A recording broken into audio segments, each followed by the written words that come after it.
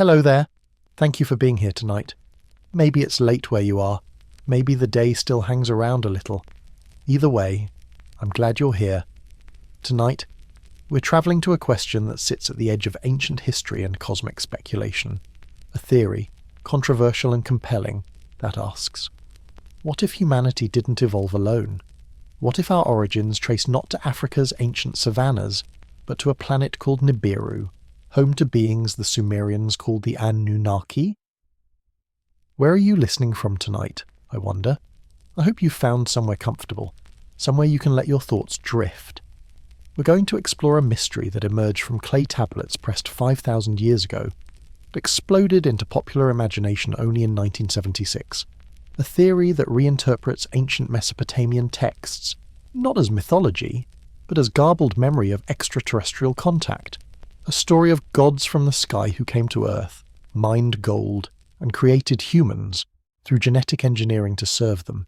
This is the ancient astronaut theory centered on the Anunnaki, and whether you believe it, doubt it, or just find it fascinating, it's worth exploring.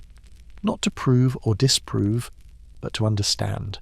To see what the tablets actually say, to examine the claims, to wonder about why this narrative captured millions of imaginations. I'm not here to tell you it's true.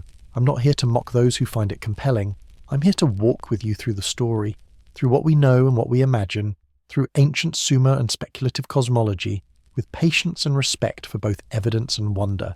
If you're inclined, a like or subscribe would mean a great deal. It helps this space find others who might need it. But no pressure. You're here now. That's what matters. Now settle in.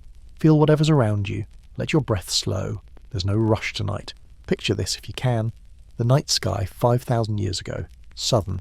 Mesopotamia. The air warm and still. No light pollution. No glow from distant cities. Just stars. Thousands of them. The Milky Way so bright it casts shadows. And among those fixed points of light, 5 wanderers. Planets. Moving against the stellar background in patterns ancient observers tracked with devotion bordering on obsession. The Sumerians watched those wanderers, named them, associated them with gods, recorded their movements on clay tablets that still exist, still speak to us across impossible spans of time. They developed sophisticated astronomy, built ziggurats to bring themselves closer to heaven, created a cosmology that tried to explain where everything came from, including themselves. And in those tablets, pressed into wet clay and fired hard, appear the Anunnaki, divine beings. The text calls them offspring of heaven and earth, judges of fate, administrators of cosmic order. But in 1976, a man named Zecharia Sitchin offered a radical reinterpretation. He claimed the Anunnaki weren't gods at all. They were aliens, visitors from a planet with an elongated orbit, a world the Sumerians knew but we've lost, Nibiru. According to Sitchin's reading, these beings came to Earth 450,000 years ago. They needed gold to save their atmosphere. They mined it themselves at first, but the work was hard, so they created workers. They took existing hominids, mixed their own DNA with primitive humans, and made us, modern Homo sapiens, built to serve, built to mine. It's an extraordinary claim, one that most scholars reject completely, but it's also a claim that millions find compelling. That speaks to something in us, some desire to be more than accidents of evolution, some hope that we're connected to the cosmos in ways beyond random chemistry. So tonight, we'll explore it. The actual Sumerian texts, the astronomical claims, the genetic impossibilities, the appeal of the narrative, the evidence against it, all of it, not to debunk, but to understand, to see what happens when ancient mythology meets modern speculation, when tablets become spaceships, when gods become aliens.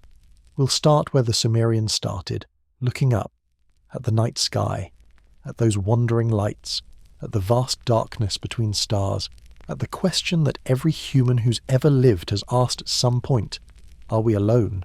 And if we're not, did they visit? Did they make us? Take a breath. The journey begins in starlight and clay, long before anyone pressed cuneiform into clay. Long before cities rose between the rivers, the night sky hung above Mesopotamia in a darkness we can barely imagine now. No electric lights, no glow washing out the stars, just the vault of heaven, pristine and overwhelming, displaying every point of light the human eye can perceive. The stars filled that darkness. thousands visible, tens of thousands. The Milky Way wasn't a faint smudge, but a river of light flowing across the sky, so bright you could read by it on moonless nights. The air smelled of dust and wild grasses, of the river's muddy freshness, of smoke from small fires where early humans gathered. And above, always above, the celestial display that would shape every mythology, every religion, every attempt to understand where we came from and why. When you stood beneath that sky 8,000 years ago, perhaps tending sheep on a hillside, perhaps keeping watch while your family slept, you saw the stars as living presences, not distant suns, not balls of fusing hydrogen millions of miles away, but lights, beings, maybe, powers, things that moved or didn't move according to their nature, the fixed stars, eternal and unchanging, wheeling around the pole in perfect circles. And the wanderers were different, 5 bright points that moved against the stellar background, night after night. If you watched carefully, you'd see them drift, slowly, patiently, tracing complex paths across the constellations, sometimes moving forward, sometimes stopping, sometimes reversing direction in those strange loops that ancient astronomers tracked with devotion. These weren't stars, they were something else, brighter than most stars but not always in the same place, predictable but mysterious. The ancients called them by various names, but the meaning was always the same: wandering stars, sky travellers, divine beings who moved through the heavens while other lights stayed fixed. We know them now as planets: Mercury, Venus, Mars, Jupiter, Saturn, the 5 visible to naked eyes. We understand their motion, gravitational mechanics, orbital periods measured precisely, but understanding robs them of nothing. They're still beautiful, still move in that ancient dance, still trace those same paths against the stars that humans watched 10,000 years ago.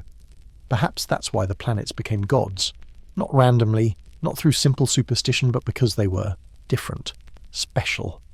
Neither fully of the fixed heavens nor of the changing earth, something in between, liminal beings, crossing boundaries, connecting realms. Perfect candidates for divinity and mind seeking to understand cosmic order. The Sumerians, when they eventually emerged, would name these wanderers for their gods. Venus became Inanna, goddess of love and war, bright and fierce. Jupiter became Marduk, king of gods, largest and most majestic. Mars was Nergal, god of plague and war, red and ominous. Saturn was Ninurta, agricultural deity, slow and steady. Mercury was Nabu, scribe god, quick and close to the sun. But this naming came later, much later. For now, in the deep past we're imagining, there are only watchers, humans looking up, noticing patterns, beginning to track the wanderers' movements, not yet writing anything down, because writing doesn't exist, but remembering, passing knowledge from elder to youth, building the foundation of astronomy through patient observation and oral tradition.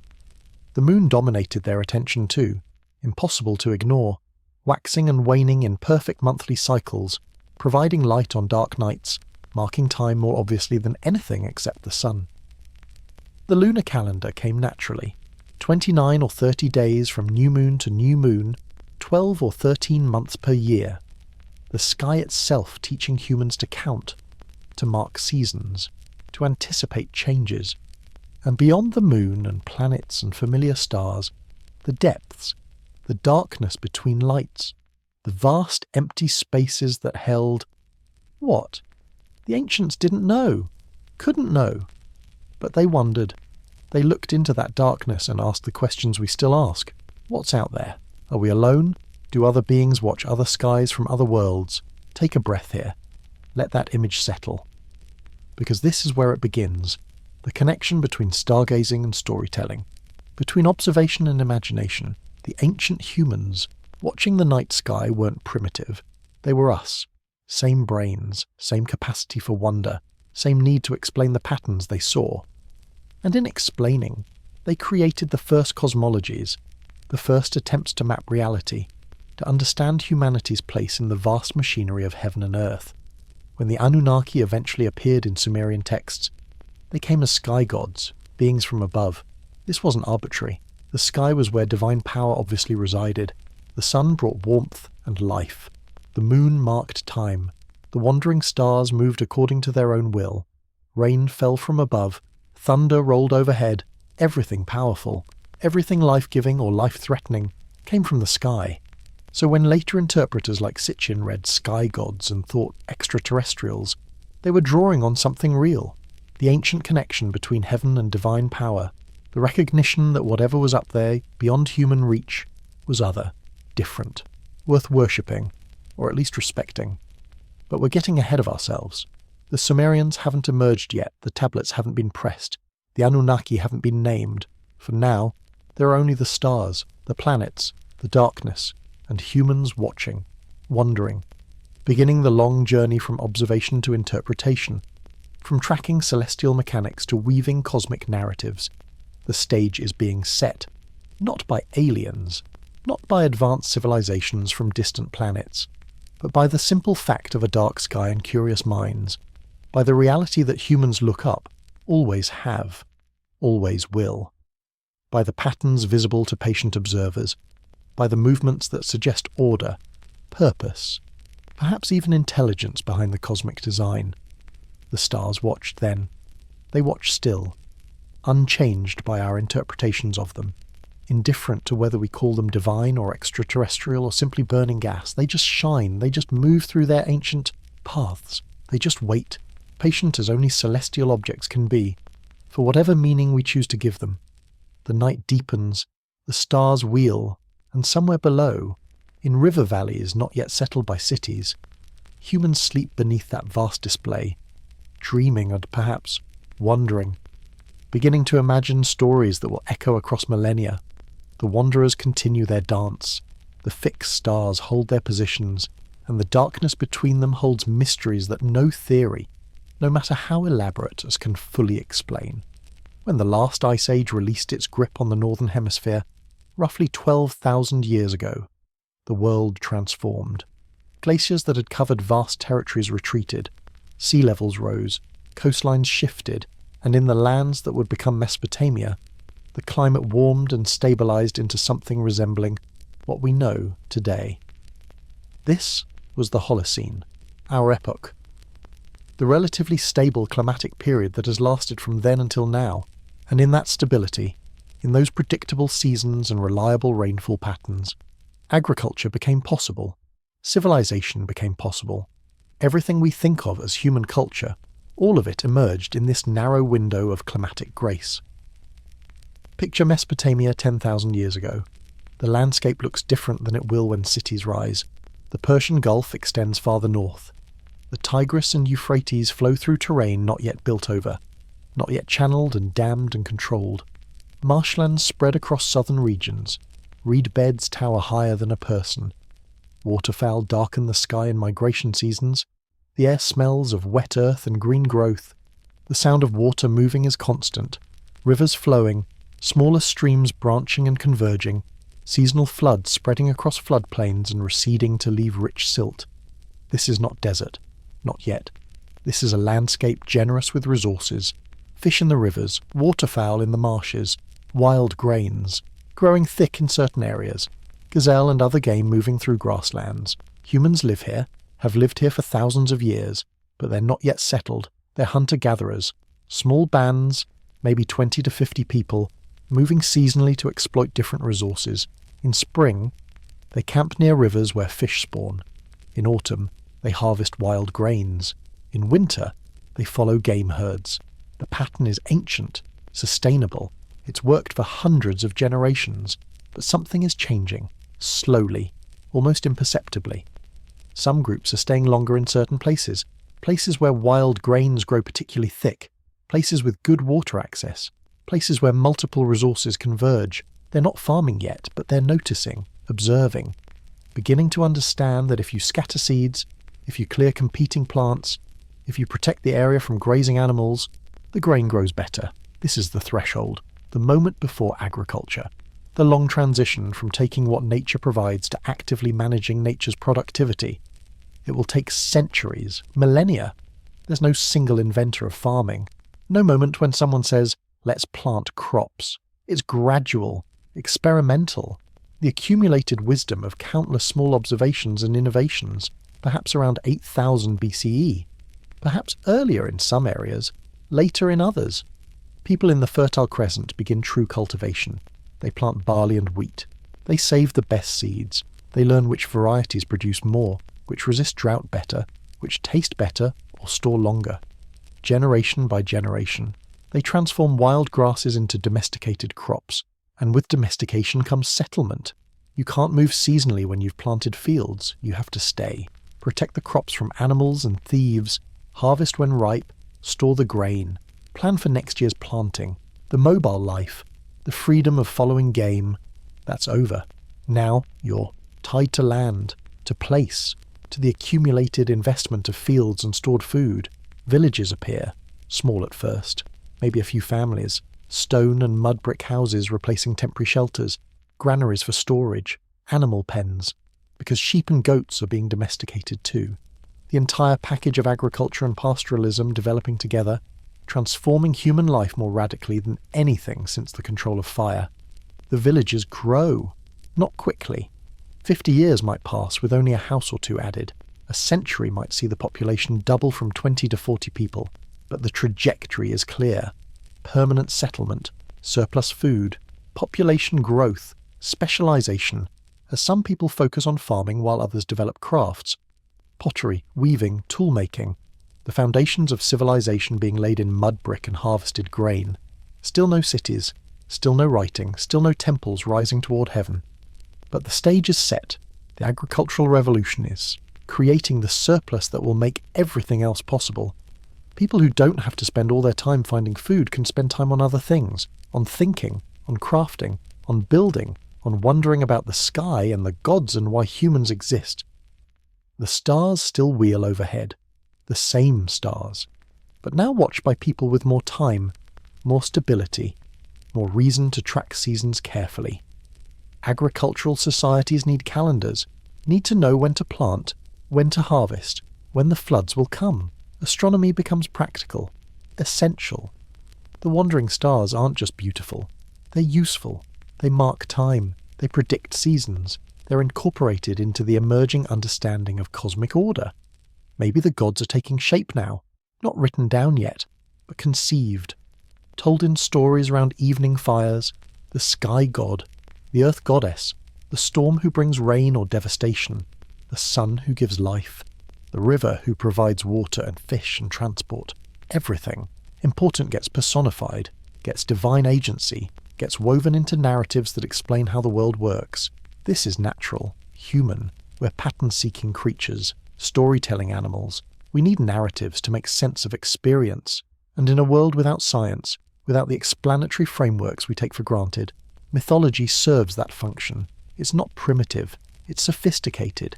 It's the best available technology for understanding and transmitting knowledge about reality. The villages consolidate, trade networks develop, obsidian from distant mountains, shells from the coast, ideas travelling with traders, technologies spreading, the separate innovations of different regions cross-pollinating, agriculture becoming more productive, populations growing, the pressure building towards something new, something that will transform these scattered villages into civilization. But that's still centuries away. For now, there are just small communities, farmers and shepherds, potters and weavers, people living lives not so different from their grandparents, but subtly more complex, subtly more connected, subtly closer to the threshold beyond which cities will rise. Writing will emerge, and the gods will be given names and temples and written narratives that will survive 5,000 years. The soil is rich, the water flows, the grain grows, and humans, patient as always, build on what came before, add their innovations to the accumulated knowledge, pass it forward to children who will add more, the slow accretion of culture, the patient construction of civilization from mud and grain and ideas. The stars watch, the seasons turn, and the world, unknowing, moves toward the moment when everything will change, when the first cities will rise, when the first writing will appear, when the Anunnaki will be named, and the cosmic narratives that will fascinate us 5,000 years later will be pressed into clay for the first time. There's a moment in human development, impossible to date precisely, when observation becomes philosophy, when tracking the moon's phases for practical purposes, for knowing when to plant or when game will be most active, transforms into something deeper. When someone looks at the regularity of celestial movements and asks, why? What does it mean? Who made this order? This is the birth of religious and philosophical thinking, the moment when humans step from merely surviving to wondering, from using patterns to questioning them, from seeing the sky as a resource to seeing it as mystery worth contemplating. And in that shift, in that movement from utility to meaning, the entire trajectory of human culture changes. Imagine an early farmer around 6000 BCE. She's lived her whole life in a small village on the banks of the Euphrates. She knows the seasons intimately, knows when to plant barley, when to expect floods, when certain stars rise at dawn, signalling changes in weather. This knowledge is practical. Survival depends on it. Her grandmother taught her mother. Her mother taught her. She'll teach her daughters. But one evening, after the work is done, after the meal is eaten and children are sleeping, she sits outside and looks up. The stars are magnificent. The wandering lights move in their patient paths.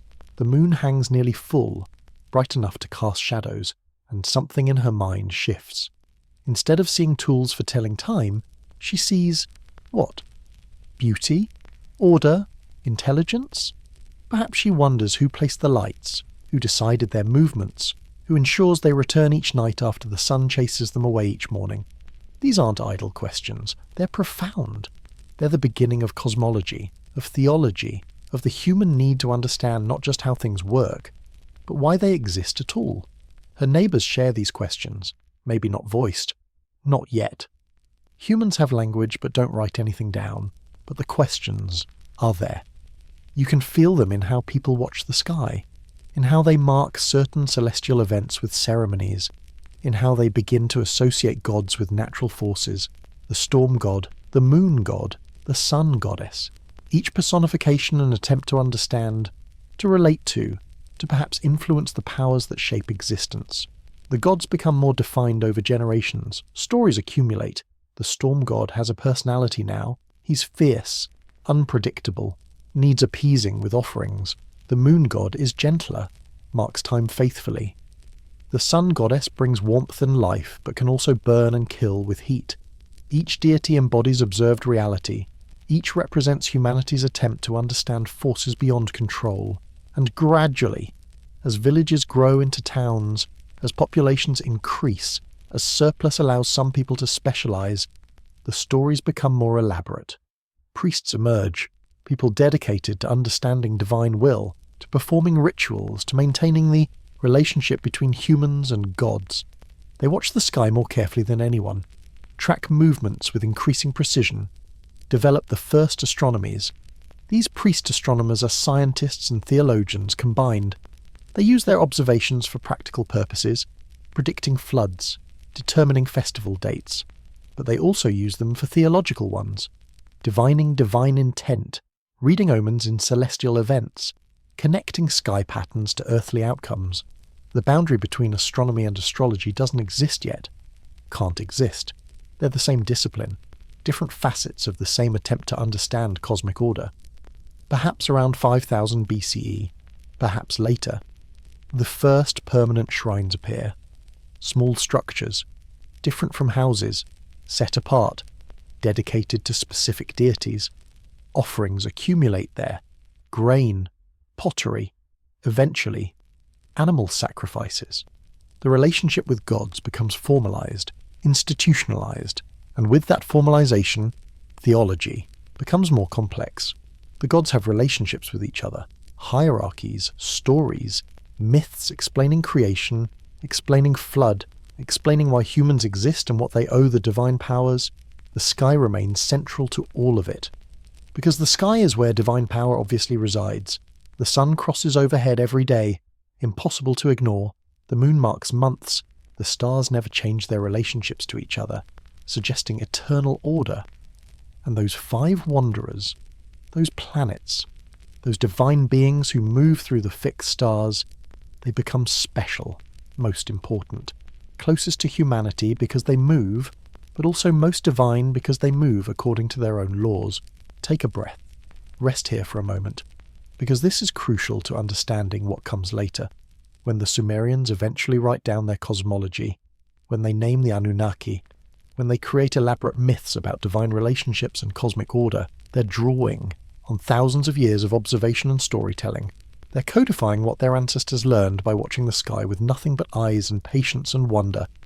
And when Sitchin, millennia later, reads those texts and says, "These aren't gods, these are aliens," he's tapping into something real, the connection between sky and divinity, the recognition that power comes from above, the understanding that whatever lives beyond Earth's surface is other, different, worthy of reverence or fear or at least respect. But the question is, did the ancients mean literal beings from other worlds? Or were they doing what humans always do, giving personality and narrative to natural phenomena, making the impersonal personal, creating stories that help them relate to a universe that doesn't care about human concerns? We can't know for certain. The people who first developed these theologies are long dead. Their oral traditions are lost. We have only what was eventually written, and writing came late, after the stories were already ancient, after generations of retelling and adapting and transforming. What reached the clay tablets was already filtered through millennia of cultural evolution. But we can observe patterns. Every culture develops mythology. Every culture personifies natural forces. Every culture looks at the sky and sees divinity there. The specific details vary, but the impulse is universal. Humans need meaning, need narrative, need connection to the cosmos we find ourselves in, and creating gods, giving them personalities, telling stories about them. This serves that need perfectly. Perhaps that's enough. Perhaps the question, were the Anunnaki really aliens, misses the point. The Anunnaki were gods, divine beings in Sumerian theology. Whether they represent remembered contact with extraterrestrials or simply natural human mythological thinking, that's the question we'll explore. But first, we need to see what the Sumerians actually built, what they actually wrote, what evidence they left behind. The stage is set. The actors are about to enter. The cities will rise soon, bringing with them writing, temples, and the tablets that will spark our modern speculation about visitors from the stars. The sky waits, patient, eternal, holding its secrets or its silence. And we, millennia later, still looking up, still wondering, prepare to descend into the question that won't quite die. When the first European archaeologists arrived in Mesopotamia in the mid-19th century, they were looking for the Bible, literally. They wanted to find physical evidence of biblical narratives, to prove that Abraham's Ur existed, that the Tower of Babel stood, that the flood was historical fact. What they found was both more and less than they expected. The tells rose from the flat landscape like artificial hills, mounds of earth and rubble that marked ancient cities, layers upon layers of human occupation, each generation building on the ruins of the previous. The archaeologists dug with methods we'd consider crude today, hired local workers, moved earth quickly, searched for impressive objects that would fill museums in London and Paris and Berlin. But even careless digging yielded treasures. At Nineveh, at Babylon, at Ur, they found clay tablets, thousands of them, small rectangles covered with wedge-shaped marks pressed into the clay when it was still wet. The tablets had been fired, either deliberately or in the conflagrations that destroyed the cities, and firing made them nearly indestructible. 5,000 years later, they emerged from the earth still readable, still holding the words pressed into them when Mesopotamia flourished. At first, no one could read them. The script was called cuneiform, from the Latin cunius, meaning wedge. But the language was unknown. The sounds were lost. These tablets might have contained shopping lists or sacred hymns or astronomical observations, and there was no way to tell. They sat in museum storerooms, silent, waiting for someone to break the code. The breakthrough came slowly. Henry Rawlinson, British officer and scholar, spent years in the 1830s and 40s copying a massive inscription carved into a cliff face at Behistun in Persia. The inscription was in 3 languages, including Old Persian, which scholars were beginning to understand. By comparing the parallel texts, by using logic and patience and linguistic intuition, Rawlinson and others gradually unlocked cuneiform, By the 1850s, Akkadian could be read, the Semitic language of Babylon and Assyria. But beneath Akkadian lay something older, Sumerian, a language unrelated to any other known tongue, a linguistic isolate with no descendants, no cousins. Just this ancient speech from southern Mesopotamia, preserved in tablets and in bilingual dictionaries created by later Mesopotamians who were already treating Sumerian as a dead, classical language. By the early 20th century, so through patient work, Sumerian could be read too. And what did the tablets say? Everything. Business records, legal contracts, mathematical exercises, astronomical observations, medical texts, letters, literature, and mythology. Stories about gods and creation and cosmic order. Stories that sometimes paralleled biblical narratives but predated them by 1,000 years or more. Stories that revealed an entire civilization's worldview, its theology, its understanding of humanity's place in the universe.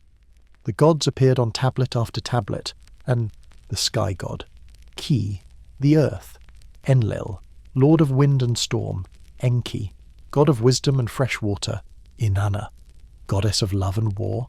Dozens of deities, and each with roles, personalities, or relationships. The Mesopotamian pantheon was vast, complex, rich with narrative, and among these gods, mentioned in various contexts, were the Anunnaki. The name appears in Sumerian texts. In Akkadian versions, in hymns and myths and god lists, the tablets describe them as offspring of An and Kai, heaven and earth, as judges who determine fates, as divine beings associated with the underworld in some texts, with the heavens in others. Their role shifts depending on context, on period, on which city's theology is being expressed. The Anunnaki weren't the most important gods, not individually. Enlil held supreme authority, Enki had wisdom and magic, Inanna had fierce devotion, but the Anunnaki as a group mattered. They represented divine order, cosmic administration, the structure that kept the universe functioning according to plan. In the Atrahasis epic, that ancient flood narrative, the Anunnaki appear as divine workers. The text describes how the great gods assigned labour to lesser deities, how those lesser gods, the Anunnaki among them, eventually rebelled against the endless toil of digging rivers and maintaining cosmic infrastructure, how that rebellion led to the creation of humans, who would take over the work and free the gods from drudgery. It's a remarkable text, preserved in multiple copies from different periods. The oldest fragments date to around 1800 BCE, but the story is clearly older. It explains why humans exist, according to Mesopotamian theology. We're workers, created to serve, shaped from clay mixed with divine blood, given intelligence enough to follow commands, but not enough to threaten divine authority. The Enuma Elish, the Babylonian creation epic, also mentions the Anunnaki. In that text, they're witnesses to Marduk's rise to power. They watch him defeat Tiamat, the primordial chaos. They acclaim him king of gods. They serve in his cosmic court as administrators and judges. The text dates to around 1100 BCE, but again, draws on older traditions. These tablets, recovered from temple archives and palace libraries, give us direct access to Mesopotamian thought. This isn't interpretation. Through later sources. This is the actual words, the actual stories, pressed into clay by scribes who believed these narratives, who participated in the religious system, who saw the gods as real, active, present in daily life. But here's what's crucial. Here's what matters for understanding the later controversy. The tablets never describe the Anunnaki as extraterrestrial, never mention space travel, never suggest they came from another planet. They're gods, divine beings, born from heaven and earth, not arriving from distant worlds. They dwell in the cosmos, in the underworld, in temples, but they're not depicted as visitors from beyond. The astronomical references in these texts are real. The Mesopotamians were sophisticated astronomers. They tracked planets, predicted eclipses, developed mathematical models of celestial motion. The Mul-Apin tablets, dating to around 1000 BCE, contain star catalogues, rising times, information about constellations and planets. It's impressive work. Scientific, even if embedded in religious and astrological frameworks. But nowhere do these astronomical texts mention a planet Nibiru, at least not in the sense of a distant world with an elongated orbit bringing visitors every 300-600 years. The word Nibiru appears, but as a term for a crossing point, a celestial reference point, probably Jupiter, though scholars debate, not a mysterious hidden planet.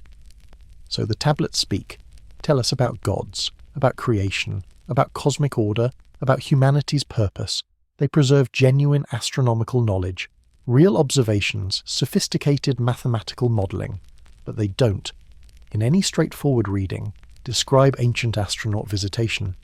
That interpretation would come much later, from a man reading these texts with different eyes, with different assumptions, with a willingness to see in the word Anunnaki, not divine beings of mythology, but flesh and blood visitors from the stars, with the conviction that ancient peoples were recording actual history, not creating theology.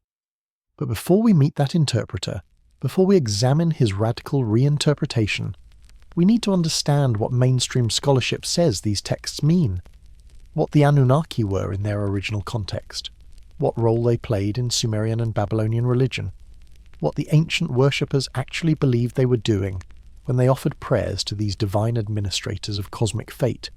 The tablets wait in their museum cases, clay rectangles holding wedge marks, silent now, patient, but speaking volumes to those who've learned to read their ancient script. They're witnesses, evidence, the actual words of a civilization that flourished and fell 5,000 years ago, and whatever we make of them, whatever theories we construct, they remain what they are. Clay and words, memory pressed into earth and fired hard, waiting to be read, interpreted, understood, or misunderstood by eyes looking back across impossible gulfs of time. In 1976, a book appeared that would change how millions of people understood ancient history. The 12th Planet by Zecharia Sitchin, published by Stein and Day, a thick volume filled with translations of Sumerian texts, astronomical diagrams, and a thesis so bold it seemed either brilliant or absurd depending on your perspective. Sitchin was not an archaeologist, not a trained Assyriologist. He was born in Azerbaijan in 1920, raised in British Palestine, educated in economics and history at the University of London. He worked as a journalist and editor. But his passion was ancient Mesopotamia. He taught himself to read cuneiform, or claimed he did. He studied the tablets, and he came to a conclusion that no mainstream scholar shared. The Anunnaki, he said, were not gods. They were extraterrestrials, flesh and blood beings from a planet called Nibiru, a world with an elongated orbit taking 3,600 years to complete. A planet that periodically approaches the inner solar system, bringing its inhabitants close enough to Earth to visit, to influence, to intervene in human development. Let me tell you how this theory unfolded, how Sitchin came to his conclusions, how he read the ancient texts. It's a story worth telling completely, because it shows how radically different interpretations can emerge from the same evidence. Sitchin started with the creation myths, the Enuma Elish particularly, that Babylonian epic describing how the god Marduk defeated Tiamat, the primordial chaos, and from her body created heaven and earth. Mainstream scholars read this as mythology, cosmogonic narrative, the ordering of chaos into cosmos through divine conflict, standard ancient Near Eastern theological framework. But Sitchin read it differently. He saw in the names astronomical references. Tiamat wasn't just chaos. She was a planet, one that existed between Mars and Jupiter. Marduk wasn't just a god. He was another planet, Nibiru, coming through the solar system on its elongated orbit, and the battle described in the text, that was an actual collision. Nibiru struck Tiamat, split her in two. Half became the asteroid belt, half was knocked into a new orbit and became Earth. This reinterpretation required treating mythology as garbled astronomy, seeing in poetic language about divine combat a description of planetary mechanics. It meant reading every reference to sky gods as literal, not metaphorical, every divine dwelling in heaven as an actual spacecraft or home planet, every descent from heaven as space travel. Sitchin argued that the Sumerians knew about all the planets, not just the 5 visible to naked eyes, but Uranus, Neptune, Pluto, even though those weren't discovered with telescopes until the 18th, 19th, and 20th centuries respectively.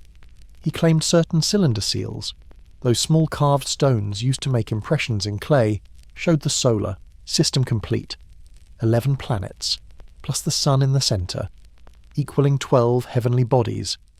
He focused on one particular seal, VA243 in the collections. It shows figures, symbols, and a star-like image with small circles around it. Sitchin said this was the solar system. The circles were planets. The proof that ancient Sumerians knew our cosmic neighbourhood completely. Mainstream scholars disagreed, strongly. They pointed out that the sun in the image wasn't central, that the circles didn't match planetary positions, that star symbols were common in Mesopotamian art and rarely if ever represented the literal sun. That reading modern astronomical knowledge into ancient religious imagery was anachronistic, that nothing in the Sumerian texts suggested they knew about Uranus or Neptune. But Sitchin pressed on. He translated Sumerian terms in ways other scholars rejected. Where standard translations read God, he read those who from heaven to earth came, where text said, or heaven. He read sky in the sense of outer space. Where myths describe divine dwellings, he read space stations or home planets. The Anunnaki, according to Sitchin, came to Earth about 450,000 years ago. They needed gold. Their planet's atmosphere was failing, and gold particles could somehow repair it. They landed in the Persian Gulf, established a base, called it Eridu, began mining operations in Southeast Africa. The work was hard. The Anunnaki who did the mining, the lower-ranking members of their society, eventually rebelled. They'd been digging for thousands of years. They were tired. They wanted relief. So the leadership, particularly the scientists Enki and Ninhursag, proposed a solution. Create workers. Take the existing hominids on Earth, Homo erectus perhaps, and upgrade them genetically. Mix Anunnaki DNA with primitive human DNA. Create modern Homo sapiens. This, Sitchin argued, explained the sudden appearance of modern humans. Why evolution seemed to leap forward so quickly from earlier hominids to us. Why we have this strange combination of primitive and advanced traits. Why ancient texts describe gods creating humans from clay mixed with divine blood. The clay was biological matter. The divine blood was alien genetics. The whole creation story, reread, became genetic engineering. The Great Flood, that narrative found in Sumerian, Babylonian, and biblical texts. This too was reinterpreted. Sitchin claimed the Anunnaki knew Nibiru's return would cause tidal disruptions, knew a catastrophic flood was coming, decided to let humanity drown, to start over. But Enki, compassionate or disobedient depending on perspective, warned his favourite human, told him to build a boat, save his family and breeding pairs of animals, preserve what could be preserved. After the flood, Nibiru left on its 3,600-year orbit. The Anunnaki who remained on Earth became the gods of ancient civilizations. They taught humans agriculture, writing, mathematics, astronomy. They interbred with humans, creating semi-divine kings. They established the first cities as mining and administrative centers, and they left, eventually, but not before shaping human civilization completely. It was a grand narrative, comprehensive, explaining everything from human origins to ancient mythology to the development of civilization. It connected Sumerian texts to biblical stories.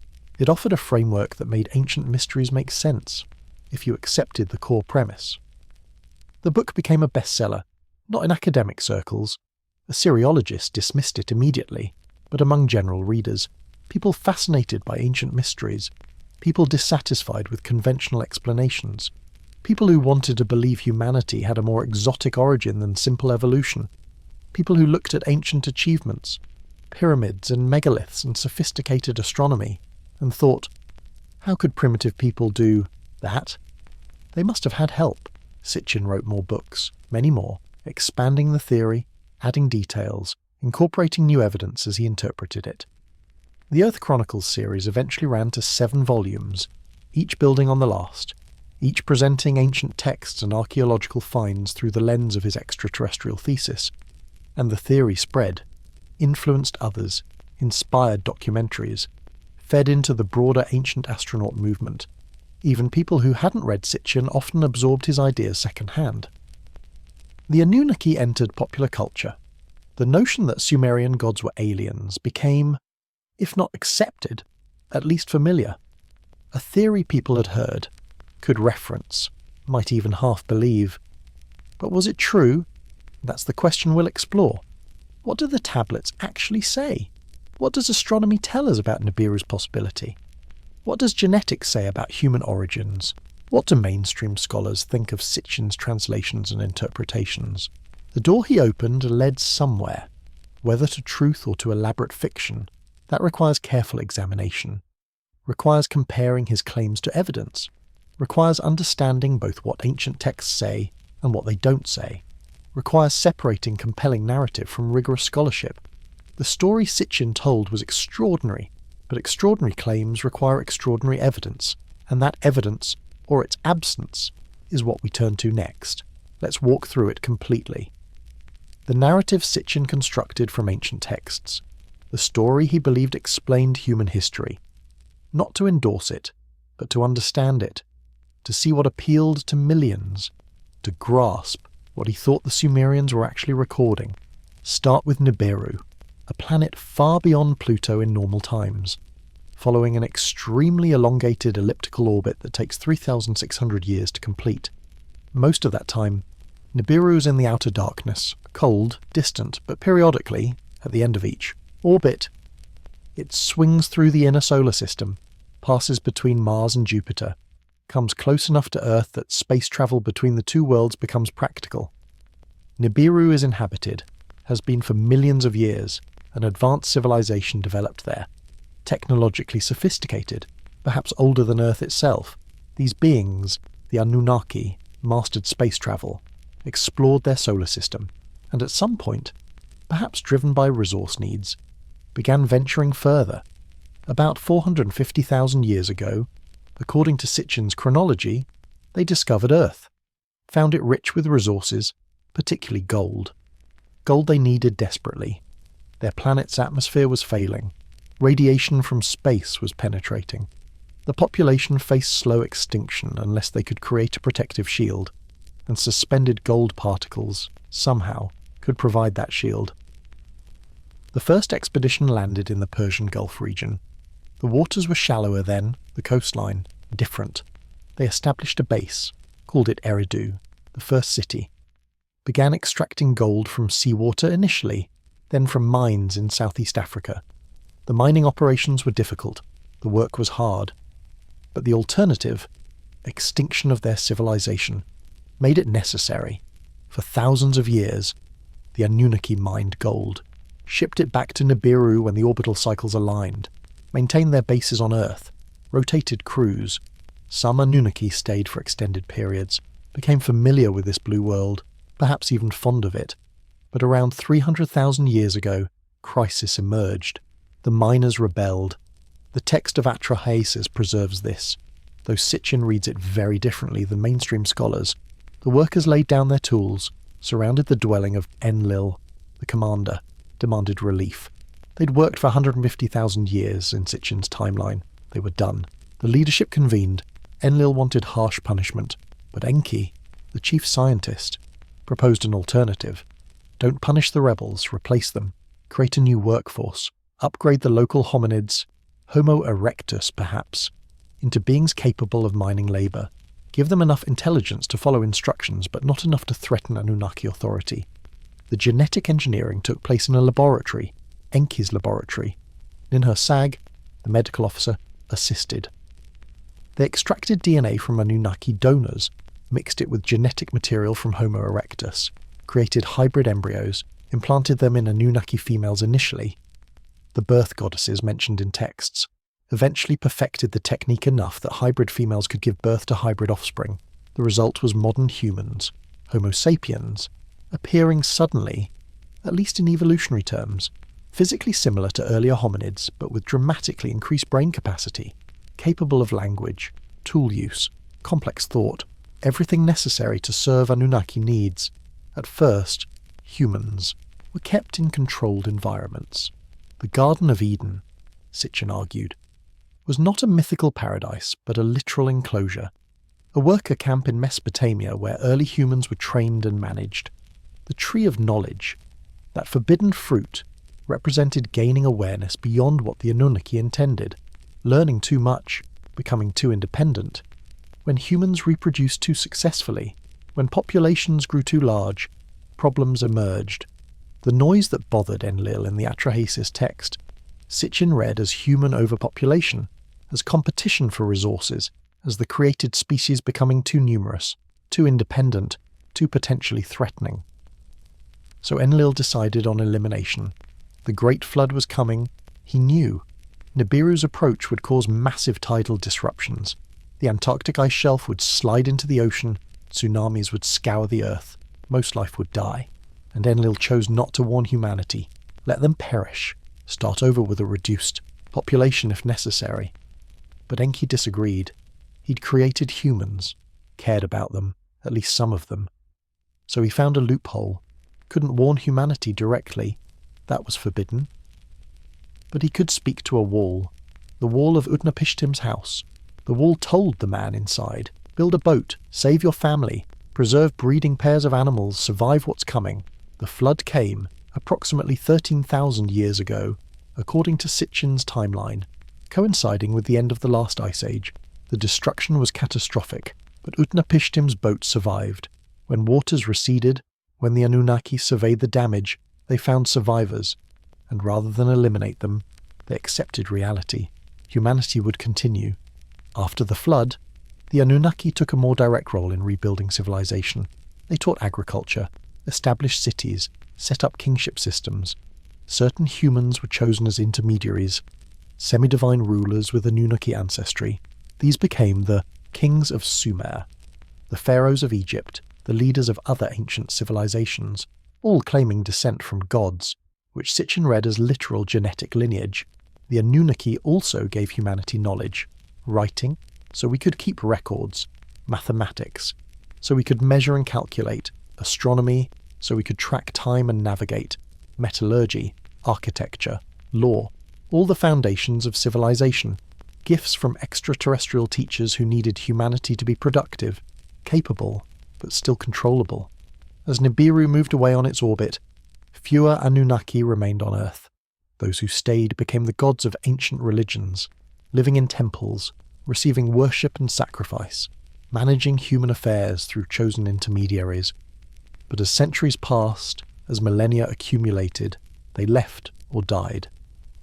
Their direct presence faded. Humanity was on its own, but shaped completely by Anunnaki intervention. This is the story, complete and coherent. It explains human origins through genetic engineering, explains civilization's sudden emergence through alien teaching, explains ancient monuments through advanced technology, explains mythology through historical memory of actual events, explains religion through cargo cult worship of departed space visitors. It's an impressive synthesis, a grand unified theory of ancient history. Every mystery finds explanation, every contradiction gets resolved, the whole messy complexity of human development, rendered simple through one central premise. We were made by aliens from Nibiru. Everything follows from that. The appeal is obvious. It makes us special, not random products of evolution, but designed beings, created with purpose, connected to cosmic civilization, our origins exotic, even exalted. We're not alone in the universe. We never were. We're literally part alien, children of the stars. It also explains why ancient peoples accomplished so much. They weren't primitive. They had help. The pyramids, the megaliths, the sophisticated astronomy, the complex mathematics, all make sense if teachers were present, if knowledge was given rather than developed, if humanity stood on alien shoulders. But, and this is crucial, is it true? Does the evidence support it? Do the tablets actually say what Sitchin claimed? Does astronomy allow for Nibiru? Does genetics show sudden artificial intervention? Does archaeology find evidence of ancient high technology? These questions matter, because a compelling story isn't the same as a true story. And truth, messy and incomplete as it often is, deserves respect, deserves careful examination, deserves separation from fiction, no matter how appealing that fiction might be. So now we turn to what the evidence actually shows, what the tablets actually say, what scholars who spend their lives studying these texts think of Sitchin's interpretations, what astronomers say about Nibiru, what geneticists say about human origins, what archaeology reveals about ancient capabilities. The story has been told. Now comes the questioning, the examination, the careful weighing of claims against evidence. Not to debunk for debunking's sake, but to understand, to separate what we know from what we imagine, to honour both ancient wisdom and modern knowledge, to find truth wherever it leads. When you sit with the original texts, when you read what the tablets actually preserve, a different picture emerges, not aliens and spacecraft, not genetic engineering and space stations, but mythology, theology, the sophisticated religious thinking of a civilization trying to understand its place in the cosmos. The Anunnaki appear in multiple contexts across Sumerian and Akkadian literature. Their name, in Sumerian, combines An, meaning heaven or sky, with a grammatical element suggesting plurality, the children of An, the offspring of heaven. This is straightforward theology, not extraterrestrial ancestry. They're divine beings, born from the primordial deities, part of the cosmic order. In the Atrahasis epic, that text Sitchin relied on heavily. The Anunnaki are indeed depicted as workers, but divine workers, lesser gods assigned to dig rivers and maintain the world's infrastructure. After 40 years, the text says, they rebelled, threw down their tools, surrounded Enlil's dwelling, demanded relief. The solution was creation of humans. But read the actual words. Let the birth goddess create offspring. Let man assume the drudgery of the gods. The birth goddess Pklet Ili mixes clay with the flesh and blood of a slain god. She mixed clay in his presence, from his flesh and blood. Let Nintu mix clay, so that God and man may be thoroughly mixed in the clay. This is not genetic engineering. This is theology. Clay represents mortality, the earthly, the temporary. Divine blood represents consciousness, the spiritual, the breath of life that makes us more than mere matter. The mixing is metaphorical, explaining why humans have both animal bodies and thinking minds, why we're between beasts and gods. The Enuma Elish, that Babylonian creation epic, tells a different story. Marduk defeats Tiamat, the primordial chaos often depicted as a sea monster or dragon. From her corpse he creates the world. He split her like a shellfish into two parts. Half of her he set up and sealed it as sky. This is cosmogony, the ordering of chaos into cosmos. Sky separated from Earth. Order imposed on formless potential. Sitchin read this as planetary collision, Tiamat as a literal planet. Marduk identified with Nibiru, smashing into her, creating Earth and the asteroid belt from the debris. But nothing in the text suggests this. Tiamat is chaos. Marduk is order. Their battle is mythological, symbolic, theological. The ancient pattern found across cultures, cosmos emerging from defeated chaos. The word Nibiru does appear in Mesopotamian texts, but as a celestial reference point, probably Jupiter. The text says Nibiru shall hold the crossing points of heaven and earth. A crossing point, an astronomical marker, not a planet with elongated orbit bringing space visitors. The Babylonians were sophisticated astronomers. They tracked Jupiter carefully, called it by various names including Nibiru. There's no mystery here requiring exotic explanation. The astronomical tablets, the Mulapin series particularly, demonstrate remarkable observational skill. They catalogue stars, note rising times, track planetary movements, calculate eclipse possibilities. This is real astronomy, practical and accurate. The Babylonians predicted celestial events centuries in advance, used mathematics we'd recognise, understood orbital mechanics better than medieval Europeans would, but their cosmology was Earth-centred, geocentric. They didn't know about Uranus or Neptune, couldn't have. Those planets are too dim to see without telescopes. The 5 visible planets. Mercury through Saturn. Those they knew intimately. But that's where their direct observation ended. Everything beyond required instrumentation they didn't possess. The cylinder seal VA243. That image Sitchin claimed showed the complete solar system has been examined by numerous scholars. The figure isn't the sun. It's a star symbol, common in Mesopotamian art, representing divinity or celestial power. The circles around it aren't planets. They're likely decorative elements or symbolic representations. Reading modern astronomical knowledge into this seal requires ignoring how Mesopotamian symbolism actually worked. Imagine sitting in a temple school around 2000 BCE. You're learning to be a scribe.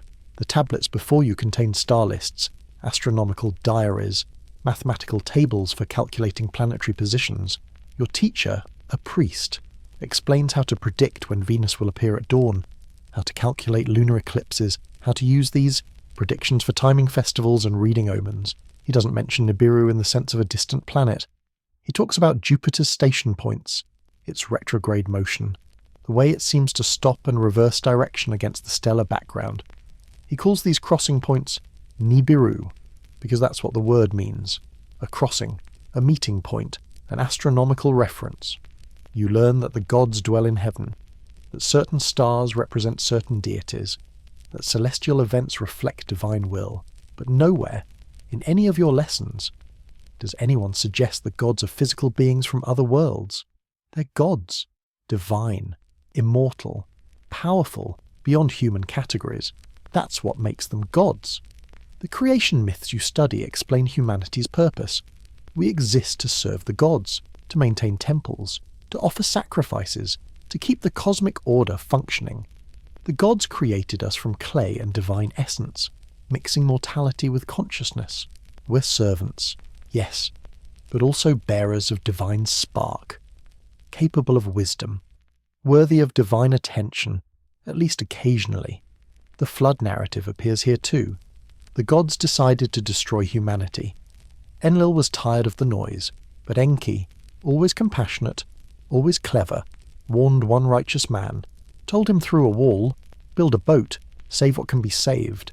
The flood came, humanity survived. The gods accepted this, decided to limit human population through natural death rather than catastrophe. It's a theological explanation for mortality, for why we die even though we have divine consciousness, for why populations don't grow infinitely, for why catastrophes happen but humanity persists. It's sophisticated religious thinking, addressing real questions through mythological framework. But there's no mention of space travel, no description of rocket ships or orbits or interplanetary journeys, no genetic laboratories or DNA manipulation. The gods dwell in heaven, yes, but heaven is the sky, the realm above, the place where celestial objects move, not outer space in our modern sense. When Sitchin translates the Sumerian phrase Dingir as the gods, but interprets it to mean those who from heaven to earth came, he's adding meaning the text doesn't contain. Dinga means God, divine being. The etymology might reference heaven, but that doesn't make every god an astronaut any more than the word divine, coming from Latin deus, makes every divine thing a Roman deity. This is the pattern throughout Sitchin's work, taking legitimate Sumerian terms and phrases, then interpreting them in ways no other scholar accepts. Reading modern concepts, genetics, rocketry, astrophysics, into texts that contain none of these things. Seeing in metaphorical language literal descriptions of technology. Perhaps that's the fundamental difference. Mainstream scholars read these texts as mythology, as theology, as ancient people's sophisticated attempts to understand existence through narrative and symbol. Sitchin read them as garbled history, as ancient peoples recording actual events but lacking proper vocabulary, so they used religious language for technological realities they couldn't quite explain. Which reading is correct? The texts themselves, in their original language, in their cultural context, in comparison with other ancient Near Eastern literature, consistently support the mythological interpretation. The Anunnaki are gods, divine beings, part of Mesopotamian theology, not extraterrestrials, not genetic engineers, not space miners from Nibiru. That doesn't make them less interesting, doesn't diminish their importance, doesn't reduce the sophistication of Sumerian thought. It just makes them what they were, gods, divine beings in a rich, complex, carefully constructed theological system. A system that deserves respect on its own terms, not reinterpretation into something it never claimed to be.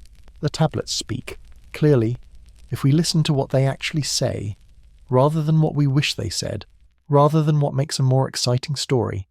They tell us about human beings grappling with eternal questions. Where do we come from? Why do we suffer? What's our purpose? How should we live? The answers are theological, mythological, but no less valuable for that. the clay weights. Patient, holding words pressed 5,000 years ago. And those words, read carefully, honestly, tell not of ancient astronauts, but of ancient wisdom.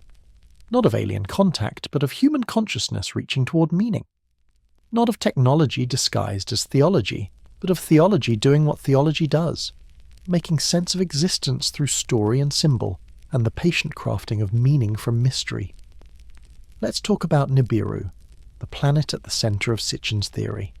The world supposedly following a 3,600-year elliptical orbit. The home of the Anunnaki. Does it exist? Could it exist? What does astronomy tell us?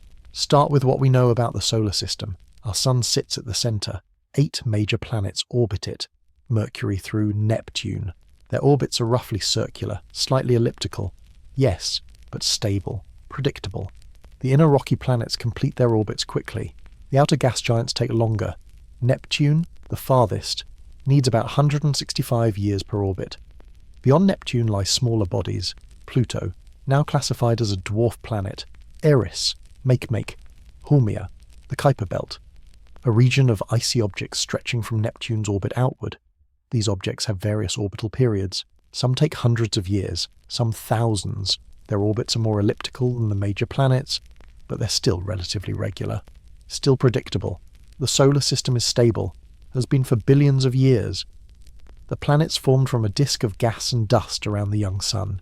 They cleared their orbital paths through gravity, swept up smaller objects, settled into configurations that don't threaten each other.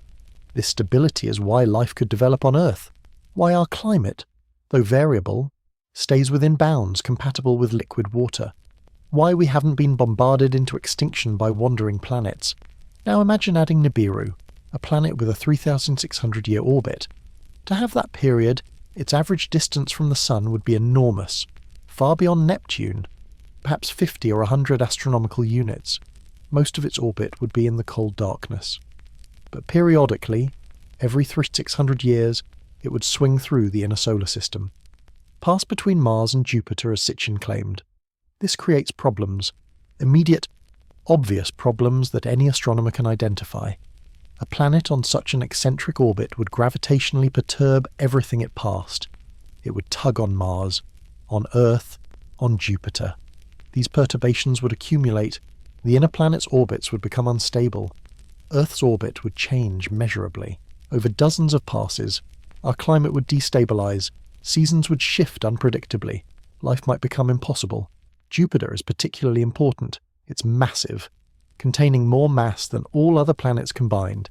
Its gravity dominates the outer solar system, acts as a shield, deflecting many comets and asteroids that might otherwise hit Earth. A planet passing through Jupiter's orbital region every 3,600 years would interact gravitationally with the giant.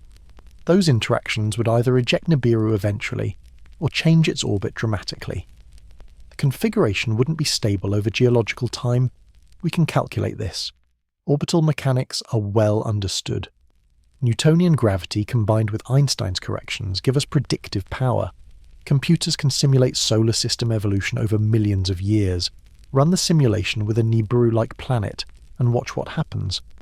The chaos emerges quickly. Within tens of thousands of years, orbits destabilize. The neat solar system we observe wouldn't exist. But maybe, you might argue, maybe it's been stable long enough. Maybe Nibiru was captured recently, cosmically speaking. Maybe it's only been orbiting for a few million years. That would explain why it hasn't disrupted everything yet. Perhaps, but then we'd detect it. We've mapped the outer solar system pretty thoroughly. Infrared satellites have scanned the sky looking for faint heat sources. Wide-field surveys have photographed vast regions repeatedly, looking for moving objects. We've found many dwarf planets, many trans-Neptunian objects, but nothing matching Nibiru's description. A planet large enough to support advanced civilization would be substantial, Earth-sized at minimum, possibly larger. Such an object, even far from the sun, would reflect sunlight, would emit faint heat from internal processes, would be detectable with modern instruments. Yet nothing matching appears in our catalogues. Astronomers are searching for Planet 9, a hypothetical world that might explain clustering patterns in distant Kuiper Belt objects. If Planet 9 exists, It's far away. Hundreds of astronomical units, with an orbital period of thousands of years, maybe 10 to 20,000. Its orbit wouldn't bring it through the inner solar system, wouldn't threaten Earth, wouldn't allow space travel to and from it at regular intervals. Planet 9 might exist. The evidence is suggestive but not conclusive. But it's not Nibiru. It's not on a 3,600-year orbit. It doesn't pass between Mars and Jupiter. It doesn't match Sitchin's description at all. Imagine standing at a telescope on a dark night, looking out toward the outer solar system. The faint light you might detect from a distant planet would take hours to reach your instruments. Travelling at light speed, that's how far away these objects are, how cold, how isolated. A civilization developing on such a world would face challenges we can barely imagine. Permanent darkness except for starlight. Temperatures approaching absolute zero. No liquid water without artificial heating. No atmosphere that wasn't frozen solid. Could life develop there? Could intelligence arise? Could technology advance to space travel? Perhaps. We can't rule it out absolutely. The universe is vast. Strange things happen. But it seems unlikely. Life as we understand it requires energy, liquid solvents, complex chemistry. Planets far from their sun lack most of these. They're frozen, inert, hostile to the chemistry of life. And even if life somehow arose, even if intelligence developed, even if they achieved spaceflight, why come to Earth? Gold is available elsewhere. Asteroids contain vast quantities. Mars has it. Mercury's crust probably does too. Mining Earth, with its gravity well and atmosphere and eventually native biosphere, would be inefficient. Why go to the trouble when easier sources exist? The physics doesn't support Nibiru. The chemistry doesn't support life there. The logistics don't support mining Earth for gold, and the observational data doesn't show any planet matching Sitchin's description. At every level, from celestial mechanics to biological requirements to actual sky surveys, the theory encounters problems. Take a breath here. Let that settle. Does this mean Earth is alone? That we're the only life in the universe? Not at all. The universe is vast. Hundreds of billions of galaxies, each containing hundreds of billions of stars. Many, perhaps most, have planets. The likelihood that some harbour life seems high. The possibility that some developed intelligence seems plausible. The question isn't whether aliens exist, but whether they visited Earth 450,000 years ago from a planet called Nibiru. And for that specific claim, the answer appears to be no. Not based on evidence, not based on physics, not based on what we observe when we look carefully at our solar system and its history. Nibiru, as Sitchin described it, doesn't exist. Can't exist with the properties he claimed. Wouldn't be stable, would have been detected, would face insurmountable problems even if somehow present. This doesn't diminish the wonder of the cosmos, doesn't make space less mysterious, doesn't mean we know everything or that surprises aren't possible. It just means this particular idea, appealing as it is, entertaining as it is, doesn't match reality. The solar system works differently than Sitchin imagined. Planets don't appear from nowhere every 300-600 years. Orbits don't allow the kind of stability his theory requires.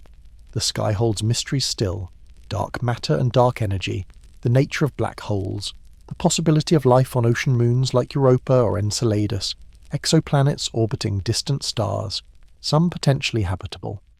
These are real frontiers, real questions, worthy of wonder and investigation, but Nibiru isn't among them. The planet that isn't there remains exactly that. Not hidden, not waiting to be discovered, simply absent, a product of creative interpretation rather than astronomical observation. A story told about the sky rather than a truth revealed by it. The stars remain. Patient, eternal, holding their actual mysteries, waiting for questions based not on what we wish were true, but on what evidence reveals.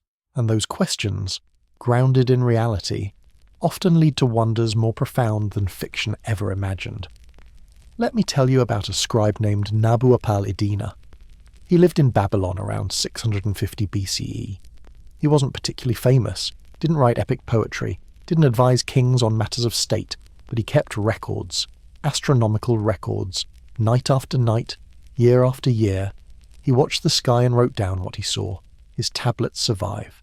Not all of them, but enough. We call them astronomical diaries. They record the positions of planets, the dates of lunar eclipses, the times when Venus appeared at dawn or dusk, the configurations of stars, at different seasons, careful observations made with naked eyes, recorded in cuneiform script, preserved in clay. Nabu-apal-Iddina would climb to the top of the temple ziggurat at dusk. The air was cooling after the day's heat. The city sounds were fading. He carried his tablets and stylus, found his usual spot, where the view was clearest, where he could see the horizon in all directions, and he waited for darkness. The stars emerged slowly. First, the brightest, Sirius, Vega, Arcturus, then fainter ones as his eyes adjusted. He'd been doing this for decades. He knew the constellations intimately, could identify patterns instantly, could tell by looking which stars had risen, which had set, what time of year and night it was. But tonight he was watching Jupiter, Marduk. He called it King of the Gods. The planet had been moving eastward against the stellar background for months. But recently, over the past few nights, it had slowed, stopped, and now, tonight, he'd confirm if it was truly reversing. Moving westward, beginning its retrograde loop, he marked reference stars, noted Jupiter's position relative to them, measured the angular distance using his hand at arm's length. A rough but consistent method. Compared to his records from previous nights, yes, Jupiter was definitely moving westward now. The retrograde had begun. He pressed this information into wet clay, dated it, added notes about other celestial observations from the same night. This wasn't religious mysticism. This was science. Empirical observation. Data collection. Nabu-apal-Iddina didn't know about gravity. Didn't understand that retrograde motion is an optical illusion caused by Earth overtaking Jupiter in its orbit. But he knew the pattern, had tracked it through multiple cycles, could predict, with reasonable accuracy, when Jupiter would stop, reverse, stop again, resume normal motion. His colleagues did the same for other planets, for the Moon. For eclipse possibilities, they accumulated data across generations, compared observations, refined predictions, developed mathematical models using base 60 arithmetic that could calculate planetary positions years in advance. This is the astronomy that produced the Mulapin tablets, the text that lists stars, their rising times, their relationships to seasons. The Mesopotamians knew 5 planets: Mercury, Venus, Mars, Jupiter, Saturn, the 5 visible to naked eyes. They tracked these wanderers with dedication bordering on obsession.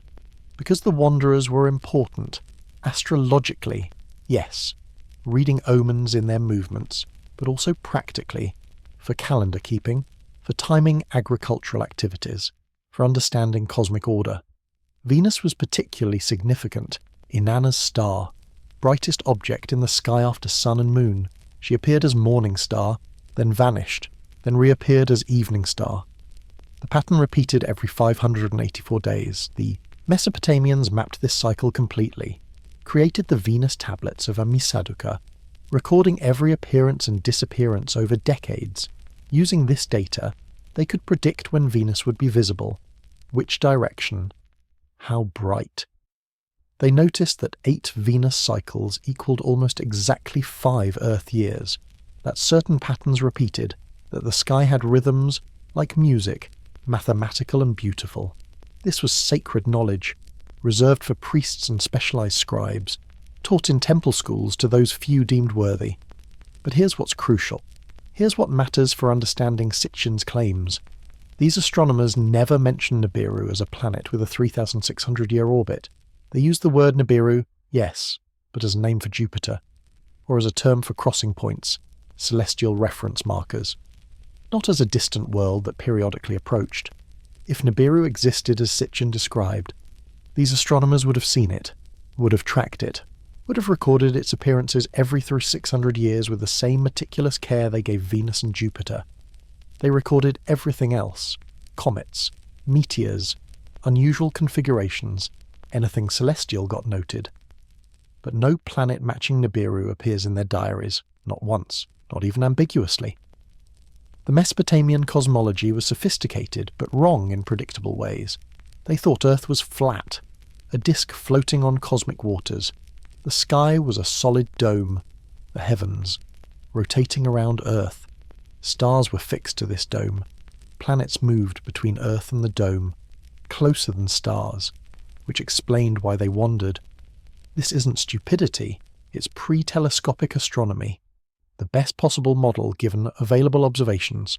From Earth's surface, with naked eyes, the sky does look like a dome. The stars do seem fixed to it.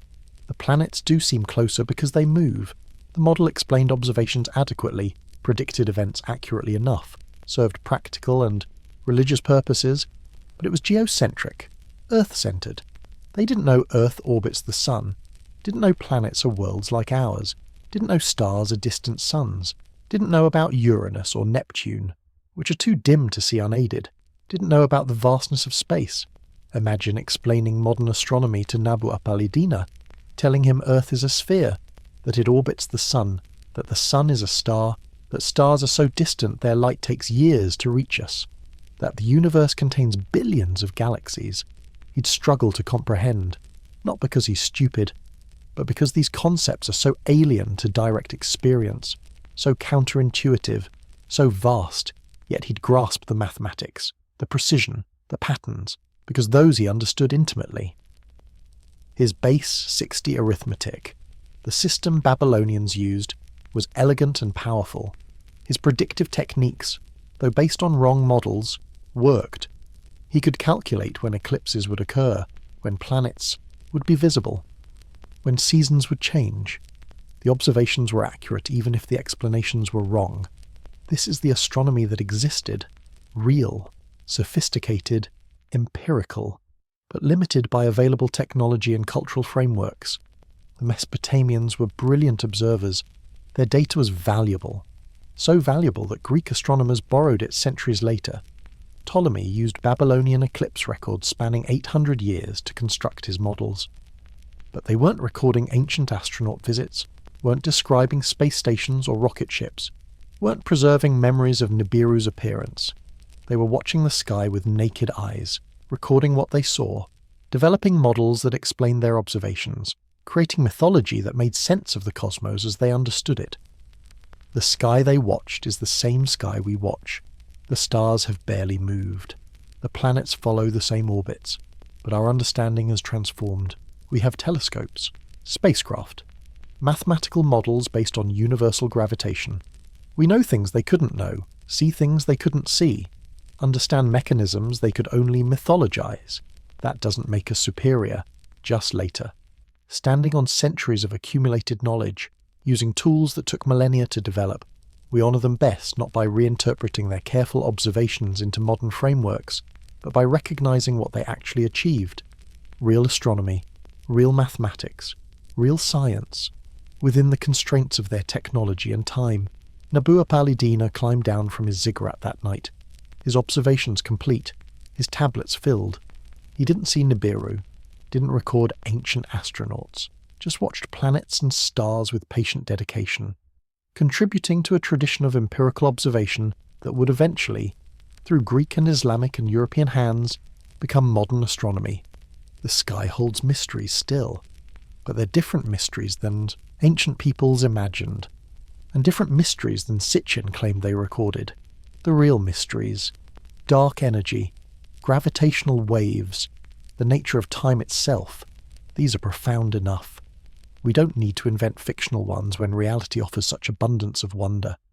The Sumerians believed their gods were present, not abstract forces, not distant philosophical principles, but actual beings dwelling in temples, eating the food offered to them, speaking through dreams and omens, intervening in human affairs when necessary or when properly petitioned. This is important to understand. The relationship between humans and gods wasn't worship in our modern sense, at least not primarily. It was service, practical service, daily service. The gods had needs. Humans filled those needs. In exchange, the gods maintained cosmic order, kept the sun rising, kept the rivers flowing, kept the crops growing. A transactional relationship, yeah, but also intimate, personal. Each major city had a patron deity. Eridu belonged to Enki, Nippur to Enlil, Uruk to Inanna. The city's main temple, the E-house, was that god's literal dwelling. The cult statue inside wasn't just a symbol. It was, in a real sense, the god. housed the divine presence, required daily care. Imagine the morning ritual in Enki's temple at Eridu around 2400 BCE. The sun hasn't risen yet, but priests are already working. They enter the sanctuary where Enki's statue sits. Gold-covered wood, lapis lazuli inlay, imposing but not gigantic, perhaps life-sized. The statue's eyes are open, shell and black stone, seeming to watch. The priests wash the statue, gently, with clean water, then anoint it with oil, dress it in fresh robes, place jewellery, arrange the clothing just so. They're not decorating an idol, they're caring for the god, making him presentable, ensuring his comfort. This is service, like servants attending a king. Then food, bread baked fresh, beer brewed in the temple, fish from the Euphrates, dates, grain, everything arranged on offering tables. The priests present it formally, speak prayers, then withdraw, give the god privacy to eat, or rather, to consume the spiritual essence. The physical food remains, but its kai, its life force, passes to the god. After appropriate time, the priests return, remove the offerings, the physical food is distributed. Priests get portions, temple workers, sometimes the poor who gather at the gates. Nothing is wasted. The god has consumed the essence. Humans can use the remainder. Everyone benefits. This happened every day, twice daily in major temples. Morning and evening offerings, plus special ceremonies on festivals, plus response to omens, plus petitionary rituals when problems arose. The temple buzzed with activity, not just worship but administration, record-keeping, food storage, craft production, economic distribution. The temple was central to city life. The Anunnaki appear in this context as divine, administrators. They're not the major gods, not Enlil or Enki or Inanna. They're supporting caste, divine bureaucrats, judges, overseers. They determine fates, which in Mesopotamian thought meant destinies. The life course assigned to each person at birth, how long you'd live, whether you'd prosper, what station you'd occupy. In the underworld, the Anunnaki served as judges of the dead. When someone died, their spirit descended to the dark realm below. The Anunnaki evaluated them, determined their place in the afterlife. This wasn't heaven and hell as we think of it. The underworld was gloomy for everyone, but some areas were better than others. The Anunnaki assigned positions based on what? The texts don't fully explain. Proper burial, social status, divine favour, some combination, but none of this, not the daily rituals, not the temple service, not the Anunnaki's role as judges. None of it describes space travel or genetic engineering or mining operations or any technological activity. It's theology, religion, the normal functioning of ancient Near Eastern divine-human relationships. The gods had personalities, quirks, preferences. Enlil was stern, easily angered, demanded obedience. Enki was clever, compassionate, found loopholes. Inanna was passionate, fierce, unpredictable. These weren't characteristics of advanced aliens. They were the personified forces of nature and society. Storm and water and desire made into persons. Perhaps that's what Sitchin missed, or chose to ignore.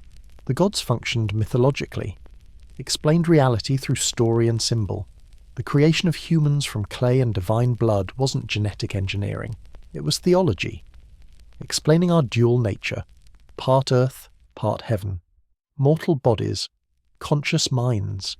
The clay binds us to death. The divine blood gives us awareness. Both aspects essential, both explained through mythological narrative. The flood wasn't alien warning about planetary approach. It was theological response to human overpopulation, to the noise that disturbed divine rest, to the problem of created beings becoming too numerous. The solution, flood, was catastrophic but necessary. And Enki's warning, whispered through walls, demonstrated divine compassion overriding divine decree. Some gods cared about humans, would save us despite rules. This is the point. Not technology, not astronomy, but the relationship between creator and creation, between power and mercy. When the texts say humans were created to serve, they mean serve in this sense. Temple maintenance, offering rituals, the practical sustenance of divine cults, not mining gold for atmospheric repair, not labour in extraterrestrial industrial operations, just the normal religious service that every ancient civilization expected its people to provide. The Mesopotamians took this seriously. The gods were real, present, demanding, but also protective, potentially benevolent. You maintained relationship through proper behavior, offerings, obedience, ritual purity. In return, the gods maintained order, protected the city, blessed the crops, defeated enemies, practical theology, addressing real needs through divine means. But this wouldn't last forever. The certainty would fade as empires rose and fell, as cities were destroyed and rebuilt under different rulers, as foreign gods entered the pantheon, as theology became more abstract. The intimate presence would diminish. The gods would retreat, become more distant, more philosophical, less personal. By the time Babylon fell to Persia, by the time Alexander conquered the Near East, by the time Rome ruled the Mediterranean, the old certainties had eroded. The tablets were still being copied. The temples still functioned. But something had changed. The gods felt further away. The rituals felt, perhaps, more rote, less immediate. The living relationship was cooling into tradition, and eventually, the temples closed. The gods fell silent. The tablets were buried, and millennia passed before anyone could read what they said. Before we could look back at this theology and ask, what did they really mean? What were they actually recording? What truth, if any, lies beneath the mythological language? The answer, read carefully, is theology, not history disguised as myth. Just myth. Sophisticated, beautiful, meaningful myth. Humans trying to understand existence. Creating gods to explain the unexplainable. Building temples to house the sacred. Maintaining rituals to preserve order. Telling stories that made sense of suffering and joy and the strange fact of consciousness in mortal bodies. That's what the tablets preserve. Not ancient astronauts, not Nibiru, not genetic engineering, just humans being human, wondering, worshipping, weaving meaning from mystery, and leaving us, their distant descendants, the gift of their questions preserved in clay, still speaking, still teaching, still revealing what it meant to be human 5,000 years ago, still human, still wondering, still reaching toward whatever we call divine. Beneath Sitchin's theory lies a claim that seems scientific, almost plausible at first hearing. The Anunnaki needed gold to save their planet's atmosphere. Gold particles suspended in the upper atmosphere would reflect harmful radiation, protect the surface, allow life to continue. This need, this desperate requirement, drove them to Earth. Drove them to mine, drove them to create humans as workers. It sounds reasonable. Gold has unique properties, is chemically inert, doesn't corrode, reflects light efficiently. We use it in space applications, coating visors, protecting instruments. Perhaps an advanced civilization could use it atmospherically. Perhaps. But when you examine the physics, the chemistry, the actual requirements, the claim dissolves. Gold is heavy, dense, one of the densest stable elements. Suspending it in an atmosphere would require constant energy input. The particles would fall, rain down, accumulate on the surface. You'd need to keep adding more, continuously, forever. And how much would you need? An atmosphere is vast. Earth's atmosphere contains roughly 5 million billion tons of gas. To create a protective layer of gold particles, you'd need, what? Millions of tons dispersed throughout? Billions? The scale is staggering. Nibiru would need to mine not just Earth, but multiple planets, asteroids, every available source, and keep mining, keep launching material to atmosphere, keep maintaining the shield against constant gravitational settling. It's not impossible in absolute terms. A sufficiently advanced civilization with enough energy could do absurd things, could move planets if they wanted, could disassemble stars for raw materials. But the question is, why? Why use gold specifically? Why not aluminum, which is more abundant and lighter? Why not create synthetic materials, engineered for atmospheric suspension? Why not solve the atmospheric problem directly rather than creating a continuous gold shield? Perhaps the answer is, they wouldn't. Because it makes no engineering sense. It's inefficient, unnecessarily complex. Like building a house entirely from diamonds because they're hard. Yes, technically you could. But why would you when cheaper materials work better? The claim reveals a deeper problem with ancient astronaut theories. They retrofit modern scientific-sounding concepts onto ancient texts without checking if the science actually works. Gold sounds valuable, advanced, maybe aliens want it.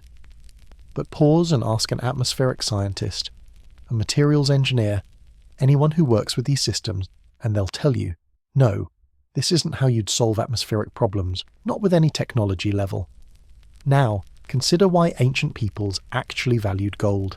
It's beautiful, shines like the sun, doesn't tarnish or decay, easy to work, malleable, can be hammered into intricate shapes without melting, rare enough to be special but not so rare it's unusable, perfect for jewellery, for religious objects, for demonstrating wealth and status.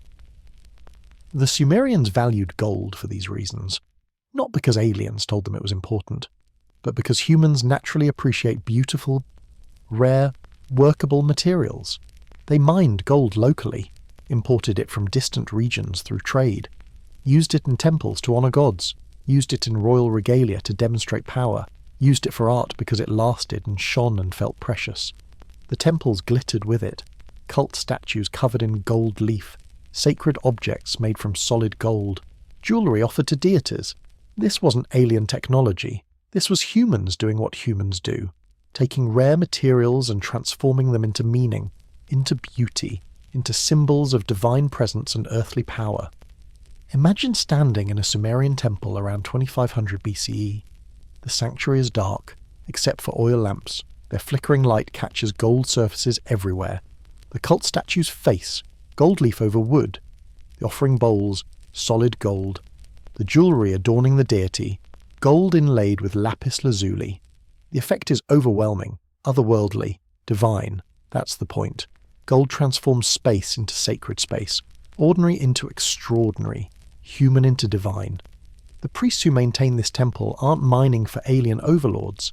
They're creating an environment where gods can dwell, where divine presence becomes tangible, where beauty and rarity and imperishability combine to make a house worthy of heaven's residence. The real mystery isn't why aliens wanted gold, it's why humans want it. What is it about this particular element, atomic number 79, that speaks to something in our psychology? Why do cultures across the world, independently, develop gold working? Why does it appear in burial goods from ancient Egypt and Mesopotamia and China and South America? Why does it consistently represent the divine, the royal, the eternal? Perhaps because it doesn't decay. Perhaps because it shines like celestial objects. Perhaps because rarity makes us value things more. Perhaps because working with gold, shaping it, creating from it, satisfies some deep aesthetic need. The answer is probably all of these, combined, reinforcing each other, creating a universal human relationship with this metal that transcends any single culture. Sitchin's theory takes this universal human valuation and reverses it. Humans value gold because aliens taught us to. We mine it because we're programmed, genetically, to serve their needs. Our civilizations developed around extracting resources for absentee overlords. Everything we think is our own achievement, our own aesthetic, our own choice, is actually implanted alien directive. This is deeply unsatisfying, not just scientifically, but philosophically. It robs humans of agency, makes us puppets, reduces our complexity to simple programming, and it's unnecessary. We don't need alien intervention to explain why gold is valuable. The reasons are obvious, present in the material itself and in human nature. Take a breath. Rest here. The silence around this question is instructive. No atmospheric scientists support the gold shield theory. No materials engineers find it plausible. No one working in relevant fields, when asked seriously, thinks this is how advanced civilizations would solve atmospheric problems. The theory exists only in ancient astronaut literature, only in books and documentaries that don't consult actual experts, only in spaces where exciting narrative matters more than physical plausibility. That doesn't mean we can't speculate, can't wonder, can't imagine scenarios where alien civilizations might value gold for reasons we don't understand. Perhaps they use it in technology we haven't invented. Perhaps their chemistry is different. Perhaps quantum effects we don't yet grasp make gold essential in ways we can't predict. Perhaps, but perhaps isn't evidence. Possibility isn't probability. And when a theory requires us to ignore known physics, to accept implausible engineering, To believe in solutions that don't solve the stated problem, we should be skeptical, should ask harder questions, should demand better explanations. The gold remains, in museums, in ancient artifacts, in the Earth's crust where humans have always found it. Beautiful, rare, valued. But valued for human reasons, mined by human hands, shaped into human art, serving human purposes, no aliens required, no mysterious atmospheric shields, just gold being gold, and humans being human, finding beauty in what shines, creating meaning from what endures, transforming rare earth into sacred objects that connect us, not to distant planets, but to our own deep need for beauty and transcendence, and the tangible presence of what we call divine. The mystery of gold isn't aliens, it's us. Why this particular arrangement of protons and electrons speaks to something in human consciousness. Why we've always valued it, will always value it. Why it matters beyond mere utility. That's the real question. And the answer, if there is one, lies not in the sky, but in human nature. In the strange, beautiful fact of consciousness encountering matter and finding some configurations more meaningful than others. Gold, stars, music, love, all the things that don't make sense from purely survival standpoint but make us human nonetheless. Hidden in our chromosomes, encoded in the double helix that makes us human, lies the story of our origins. Not the story Sitchin told, not sudden genetic engineering by extraterrestrial scientists, but something equally remarkable.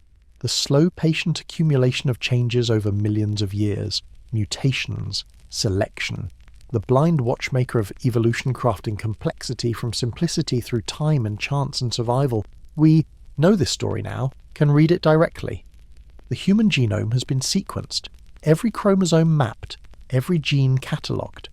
We can compare our DNA to chimpanzees, to other primates, to mammals, to all life on Earth. And the relationships are clear, undeniable, written in the code itself. Humans and chimpanzees share roughly 98% of their DNA. This isn't coincidence. It's common ancestry. We diverged from a shared ancestor about 6 to 7 million years ago. Since then, we've accumulated different mutations, different changes, but the basic blueprint remains similar because we both inherited it from that ancestral species. Go back further and we share ancestry with gorillas, with orangutans, with all primates, further still with all mammals, with all vertebrates, with all life. The tree of life branches backward, connecting every living thing through common descent. This is evolution, observable, testable, confirmed through multiple independent lines of evidence. The fossil record shows this transition. Not perfectly. Fossils are rare. Preservation is difficult, but enough remains exist to trace the broad pattern. Australopithecus species walking upright but with small brains. Homo habilis with slightly larger brains and tool use. Homo erectus spreading across the old world. Neanderthals and Denisovans, our close cousins. And finally, relatively recently, Homo sapiens. Us? Our brains didn't suddenly jump from primitive to modern. They grew gradually. Australopithecus had brains around 400 to 500 cubic centimetres. Homo habilis around 600. Homo erectus reached 900. Neanderthals had brains as large as ours, sometimes larger. Modern humans average 13 and 50 cubic centimetres. The increase took millions of years, happened in increments, each species slightly more capable than the last. Sitchin claimed this increase was too fast, too sudden, required genetic engineering to explain. But it wasn't sudden, not in evolutionary terms, brain size. Increased roughly 250 cubic centimetres per million years over the past 3 million years.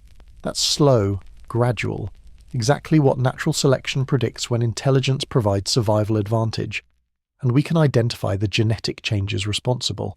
Genes that affect brain development, that increase neuron production, that allow longer childhood development so brains can grow larger before birth. Canal constraints become fatal. These genes have been studied, their mutations dated, their effects tested. They're natural, incremental, not the result of alien tinkering, but of selection pressure, favouring intelligence in our ecological niche. Perhaps you're wondering, what about the sudden appearance of civilization? Agriculture emerging around 10,000 BCE, cities by 4,000 BCE, writing by 3,200 BCE. Isn't that too fast? Too coordinated? Doesn't it suggest outside influence? No, because the biological capacity existed long before. Anatomically, modern humans appear in the fossil record, around 300,000 years ago. Behaviourally modern humans showing art, symbolic thought, sophisticated tool use by 70,000 years ago or earlier. The capacity for civilization existed. What was missing was the trigger, the environmental conditions, the cultural accumulation of knowledge. The Ice Age ended, climate stabilised, wild grains grew abundantly in certain regions, harvesting intensified, domestication began, surplus accumulated, populations grew, specialisation became possible, and over thousands of years, gradually, the package we call civilization emerged, not because aliens taught it, but because humans, with brains evolved over millions of years, finally had stable enough conditions to build complex societies. Imagine trying to genetically engineer a human with modern technology in a laboratory using CRISPR or other gene editing tools. You could make changes, definitely, add genes, delete genes, modify regulatory sequences, but creating a new species from scratch, or even significantly upgrading an existing one, that's staggeringly difficult. You'd need to understand the target genome completely, know which genes do what, how they interact, how changing one affects others, the regulatory networks, the developmental pathways, the immune system responses. Brains alone involve thousands of genes. Cognitive ability is polygenic, distributed across the genome, influenced by hundreds or thousands of variants each with small effects, and you'd need the organism to be viable, healthy, fertile, able to reproduce and pass on the modifications. This is where most genetic engineering fails. You can create organisms that work, sort of, but they're often sick, weak, unable to compete with wild types. Getting from modified individual to sustainable population requires solving enormous problems. Now imagine doing this 300,000 years ago, without laboratories, without CRISPR, without microscopes or sequencing machines or computers, using technology we can barely imagine. It's possible, abstractly. Advanced enough technology could do anything. But why? Why bother when evolution does it naturally given time? The creation myths describe humans made from clay and divine blood. Sitchin read this as genetic engineering, mixing alien DNA with terrestrial hominid DNA. But read the text literally, in their cultural context. Clay represents mortality, earth, the material that decays. Divine blood represents spirit, consciousness, the eternal element. This is theology, explaining the human condition. We're physical beings who die, but we're also conscious beings who think and plan and create meaning. The clay and divine blood aren't materials in a lab. They're metaphors for our dual nature, body and soul, matter and spirit, temporary and eternal, ancient peoples explaining, through narrative, what it means to be human. Perhaps that's what frustrates about ancient astronaut theories. They take beautiful theology, sophisticated philosophical thinking about human nature, and reduce it to crude literalism. The Mesopotamians weren't stupid. They weren't confusing genetic engineering with religious ritual. They were doing what humans do, creating meaningful narratives that explain our place in existence. We are made from clay, in a sense, carbon and water and minerals, stardust assembled by chemistry and evolution into walking, thinking matter. And we have divine spark, in a sense, consciousness that transcends mere mechanism, the strange loop of a universe that evolved beings capable of contemplating their own evolution. Not aliens required, just 14 billion years, galaxies condensing, stars forming, planets accreting, life emerging, evolution grinding forward through uncountable generations until, here we are, asking where we came from. The answer is written in our cells, in our genes, in the fossil record, in comparative anatomy, in embryology, in biogeography, in dozens of independent fields, all pointing to the same conclusion. We evolved, slowly, naturally, beautifully, from the same source as all life on Earth, related to everything that lives, cousins to chimpanzees, distant kin to redwood trees and bacteria, all of us sharing genetic code because all of us descend from the same origin billions of years ago. That's not less wondrous than alien creation. It's more because it's real, because it connects us to the entire history of life on this planet. because it means we're not servants designed for alien purposes, but free beings evolved by nature, capable of understanding our own origins, of reading our history in DNA and bone, of telling our own story with evidence and reason and the patient accumulation of knowledge across generations. The clay still speaks. But what it says isn't aliens made us. It says you are Earth. You are star matter organised into consciousness. You are 4 billion years of life's experimentation with form and function. You are the universe's way of knowing itself, and that is more than enough. More than any fiction could provide. The truth of evolution, patient and deep and connecting us to all existence, remains the most profound origin story we have. Beneath the Mesopotamian plain, buried in layers of silt and clay, lies evidence of catastrophe. Real catastrophe. Not global deluge, not planetary cataclysm, but floods nonetheless. Devastating. Killing. Washing away cities and lives and the accumulated work of generations. The kind of events that become myth, that get remembered, that shape how cultures understand their relationship with divine powers and natural forces. Archaeologists have found these flood layers at at Shuruppak, at other ancient sites. Strata of clean clay, water-deposited sediment, sandwiched between layers containing human artifacts. Below the clay, pottery and tools. Above it, different pottery, different styles, suggesting time past, populations, changed. The city rebuilt after disaster. Leonard Woolley, excavating at in the 1920s, found a layer of clean clay 3 meters thick. He thought at first he'd reached virgin soil, bedrock, but he kept digging, and beneath the clay, more artifacts, more evidence of occupation. The clay wasn't bedrock, it was a flood deposit, a thick layer of silt left when massive flooding inundated the city. Woolley, perhaps influenced by biblical narratives, perhaps caught up in the drama of discovery, declared he'd found evidence of Noah's flood, the global deluge, the catastrophe that destroyed the world. The press loved it. Headlines proclaimed the flood proven, the Bible vindicated. But Woolley was wrong, or rather, overstating the evidence.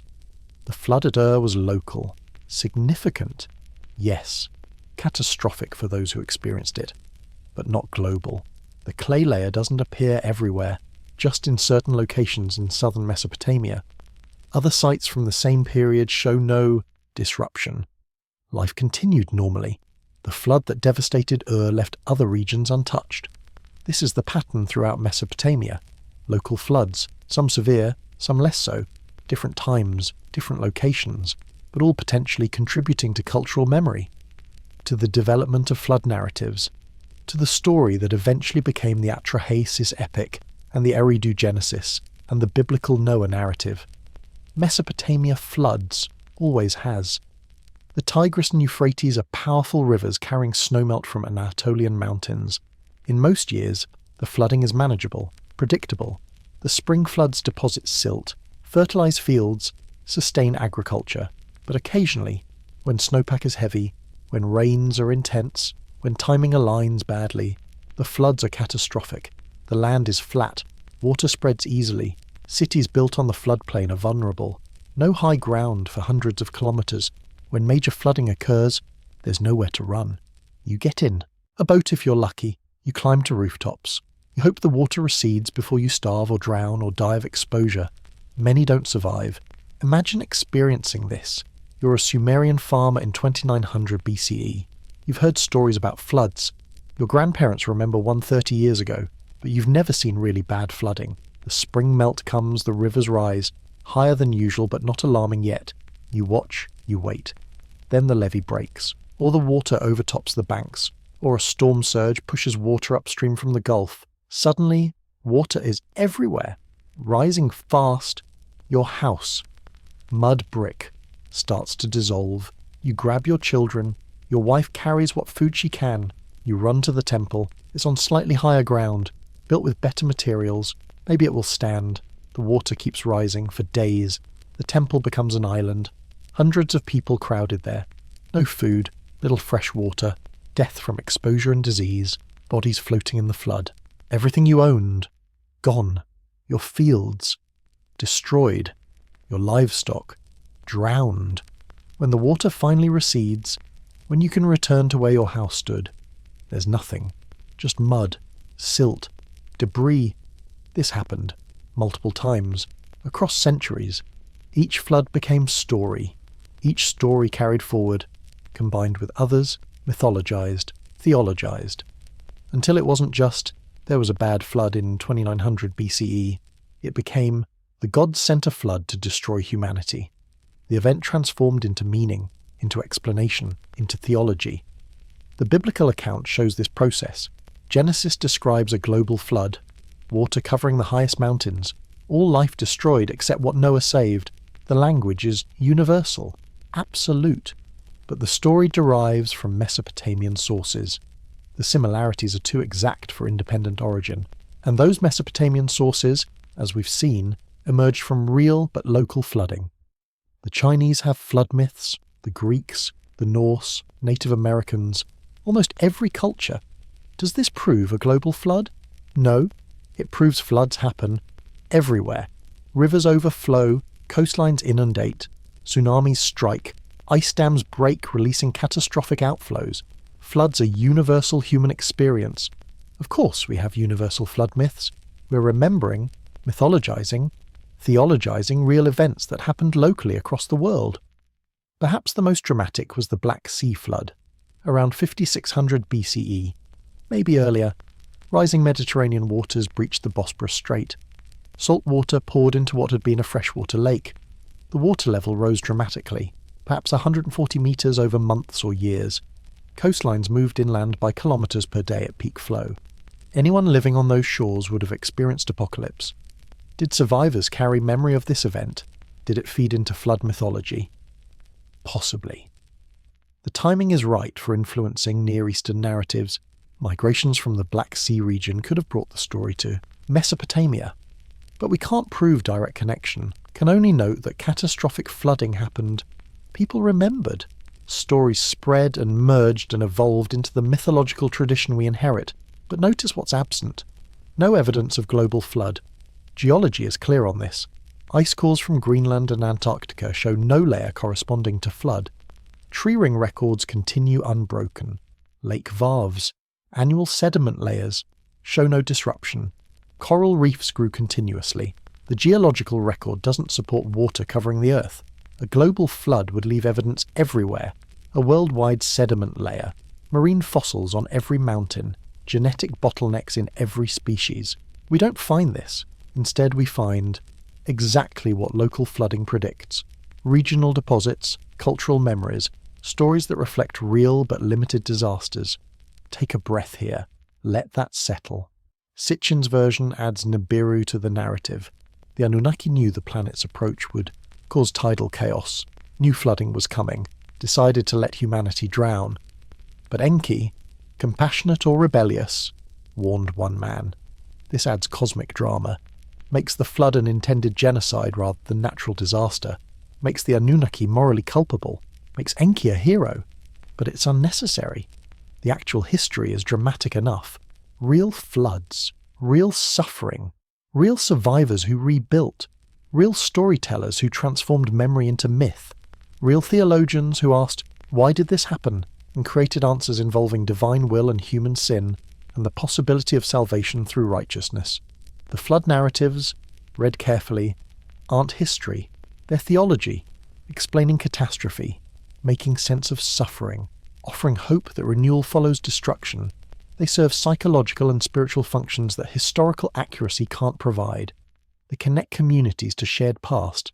They teach moral lessons. They comfort survivors. They warn against behaviours that might anger the divine. This is what mythology does, not recording history with primitive vocabulary, but creating meaning through narrative. The Mesopotamian flood myths are sophisticated theological works, addressing real questions about divine justice, human purpose, the relationship between mortality and meaning. They're not garbled accounts of alien warnings, they're exactly what they claim to be. Stories about gods and humans and the world both inhabit.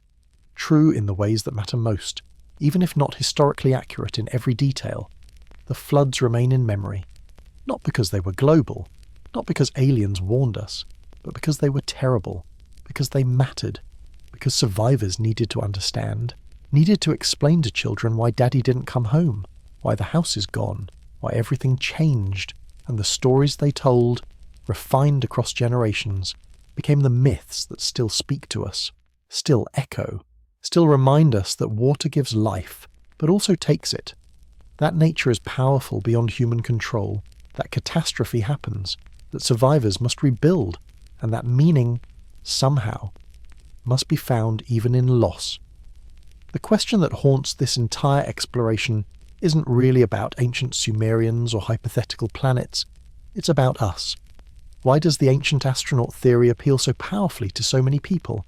Why do millions find Sitchin's narrative compelling, despite scholarly rejection? Why do we, perhaps us, want to believe that humanity has cosmic origins? Some scholars point to psychological needs, the human hunger for significance, for mattering. Evolution tells us we're accidents, products of blind processes operating over billions of years, no purpose, no design, just chemistry and time and survival of the fit enough. That's true, and it's also, for many people, unsatisfying. It doesn't feel meaningful, doesn't provide the sense of purpose many humans crave. Ancient astronaut theories offer an alternative. You're not an accident. You were designed, created with intention, by advanced beings from the stars. Your existence has purpose, even if that purpose is just labor for alien masters.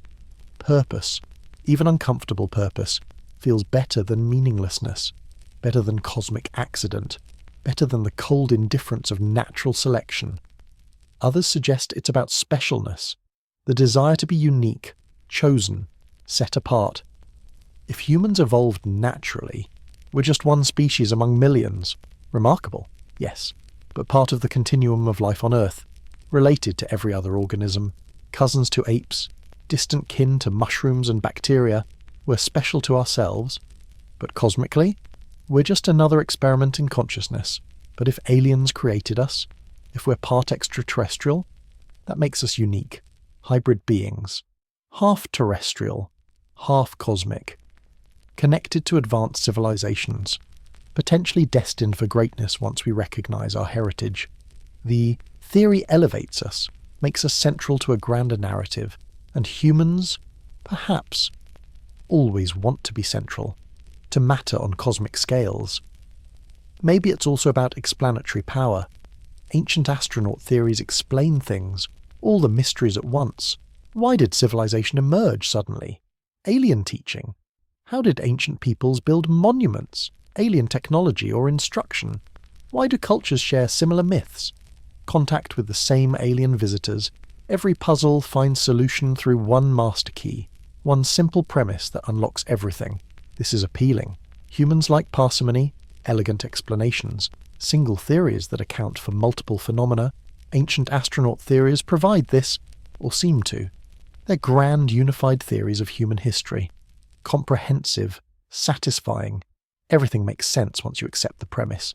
No loose ends, no ambiguities, just clarity purchased through one bold assumption.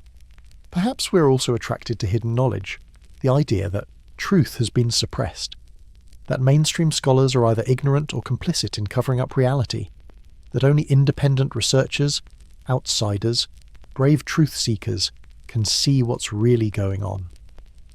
This positions believers as enlightened, as awake, as seeing through the matrix while others remain trapped in conventional thinking.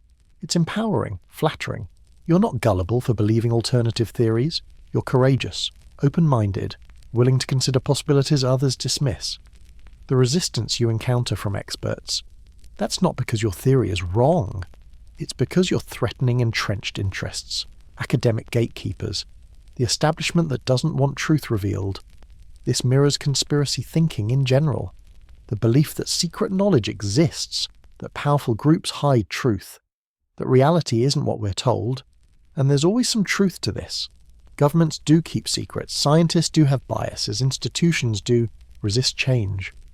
But the leap from some things are hidden to therefore ancient astronaut theory is true doesn't follow logically. Hidden knowledge might exist without validating any particular alternative theory. Some anthropologists note parallels with cargo cult thinking. Isolated cultures encountering advanced technology, airplanes, radios, machinery, sometimes interpret these as divine or supernatural. They develop rituals to bring back the cargo, build mock airstrips, perform ceremonies imitating what they saw visitors do. They're trying to make sense of technology beyond their comprehension using available conceptual frameworks. Perhaps ancient astronaut theories do something similar. We look at ancient achievements, pyramids, megaliths, sophisticated astronomy, and struggle to understand how people without modern technology managed them. So we theorize advanced help, alien intervention, technology transfer.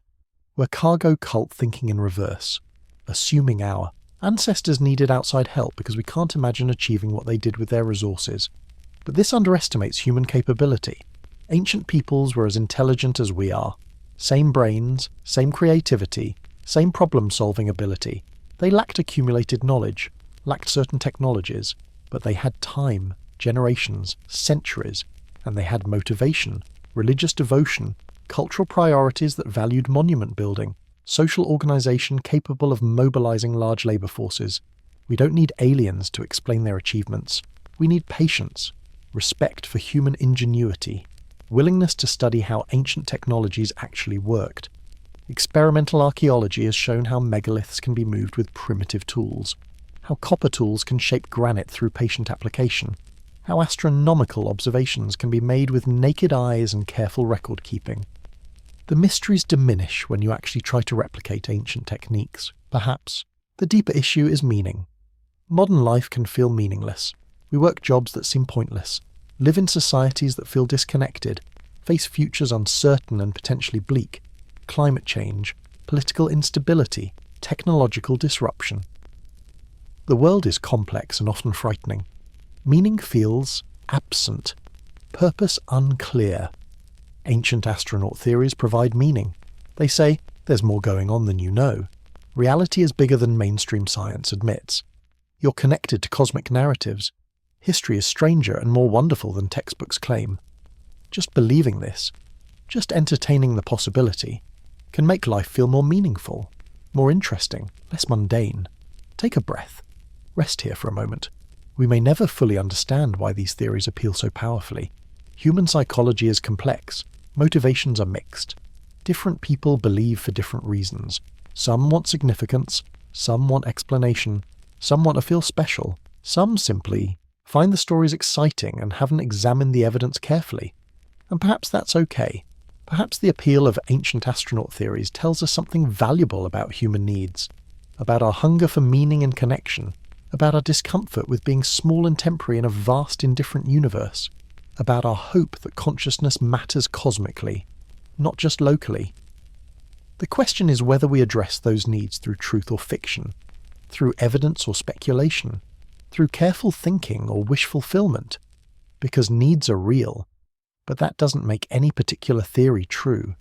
We need meaning, but we can find it in reality, in the actual grandeur of evolution, in the real achievements of ancient humans, in our genuine cosmic origins as stardust organized by nature into thinking beings.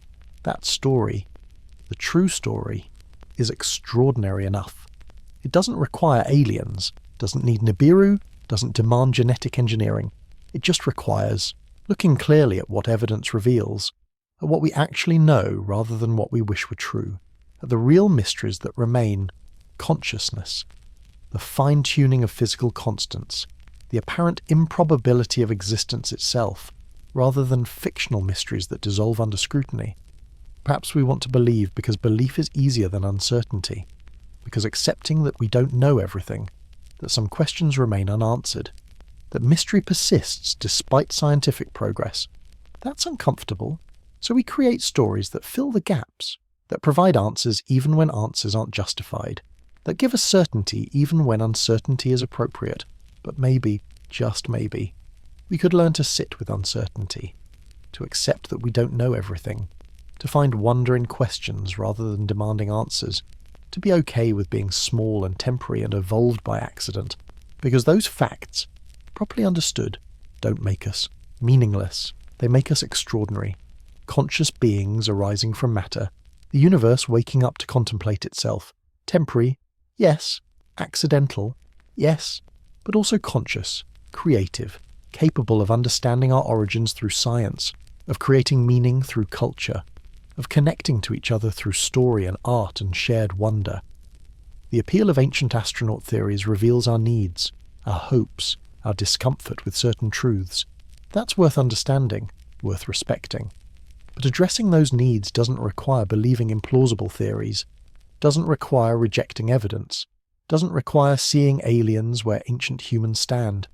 We can acknowledge the appeal while still choosing truth, can address our needs through reality rather than fiction, can find meaning without sacrificing intellectual honesty. The choice is ours, always has been, between comfort and truth, between satisfying stories and rigorous thinking, between the appeal of certainty and the honesty of saying, we don't know yet, but we're working on it. Both options meet needs, but only one respects evidence, only one honours the actual achievements of our ancestors, only one takes reality seriously enough to look at it clearly. The academic response to Sitchin's work was immediate and overwhelming. Assyriologists, scholars who dedicate their lives to studying Mesopotamian languages and texts, rejected his translations comprehensively, not as interpretation they disagreed with, but as fundamental errors in reading cuneiform, as misunderstanding how Sumerian grammar works, as mistranslating words in ways no competent reader would make. Michael Heiser, a scholar with a PhD in Hebrew Bible and ancient Semitic languages, examined Sitchin's claims systematically. He speaks ancient languages, reads cuneiform, knows the texts intimately, and his assessment is devastating. Sitchin mistranslates consistently, takes words out of context, ignores grammatical rules, invents meanings that don't exist in any Sumerian lexicon. The errors aren't subtle, they're fundamental. The kind of mistakes that reveal someone doesn't actually read the language fluently. For instance, Sitchin translates the Sumerian Dingir as the righteous ones of the bright-pointed objects, or those who from heaven to earth came. But Dingir simply means God, or gods. That's what it means in every context, every text, every period. Sumerian dictionaries, compiled by scholars working from thousands of texts, define it clearly. Divine being, deity, God, not those who came from space. The word Anunnaki itself. Sitchin claims it means those who from heaven to earth came, but the actual etymology is straightforward, and means heaven or sky. The suffix creates plural. Children of An, offspring of the sky god. This is standard Sumerian formation, found in other divine names. There's no mystery here, no hidden meaning, just normal theological language, describing gods born from primordial deities. When Sitchin reads the Enuma Elish, he sees planetary collision, Nibiru striking Tiamat, creating Earth and the asteroid belt. But the text describes mythological combat. Marduk, a god, defeats Tiamat, chaos personified as a dragon, uses her corpse to create the world. This is standard ancient Near Eastern creation mythology, the combat myth, order defeating chaos, cosmos emerging from conflict, found in multiple cultures, not unique to Mesopotamia, not describing astronomy. Other scholars note Sitchin's selective use of evidence. He quotes sources that seem to support his theory, ignores sources that contradict it, doesn't engage with the full context of Mesopotamian religion, doesn't explain why. If the Anunnaki were so important and so obviously extraterrestrial, they don't appear more prominently in the texts, why major gods like Enlil and Enki and Inanna get far more attention, why the Anunnaki are supporting cast, not main characters. The astronomical claims fare no better. Astronomers point out that Nibiru, as described, can't exist. The orbit is unstable.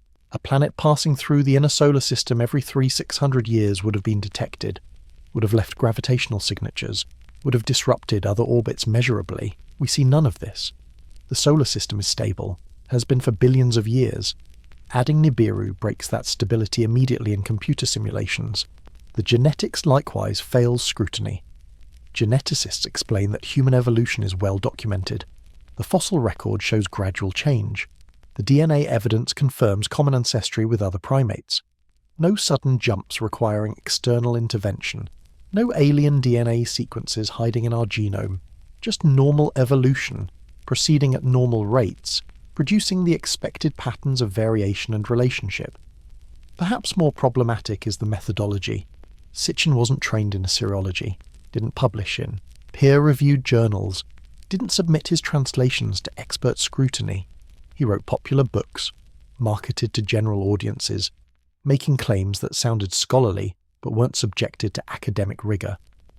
When experts did examine his work, they found it lacking in every technical aspect. This is important. Not because academics are always right, they're not, but because expertise matters. Reading ancient languages is hard, requires years of training, thousands of hours with texts, understanding grammar, vocabulary, context, how meaning shifts across periods and regions. You can't just look at a Sumerian tablet and intuit what it says. You need skills developed through dedicated study. Sitchin didn't have those skills, or if he didn't apply them honestly. His translations don't match what competent readers see. His interpretations don't follow from the text. His theories require ignoring what the sources actually say in favour of what he wishes they said. This isn't scholarship. It's creative writing using ancient texts as prompts.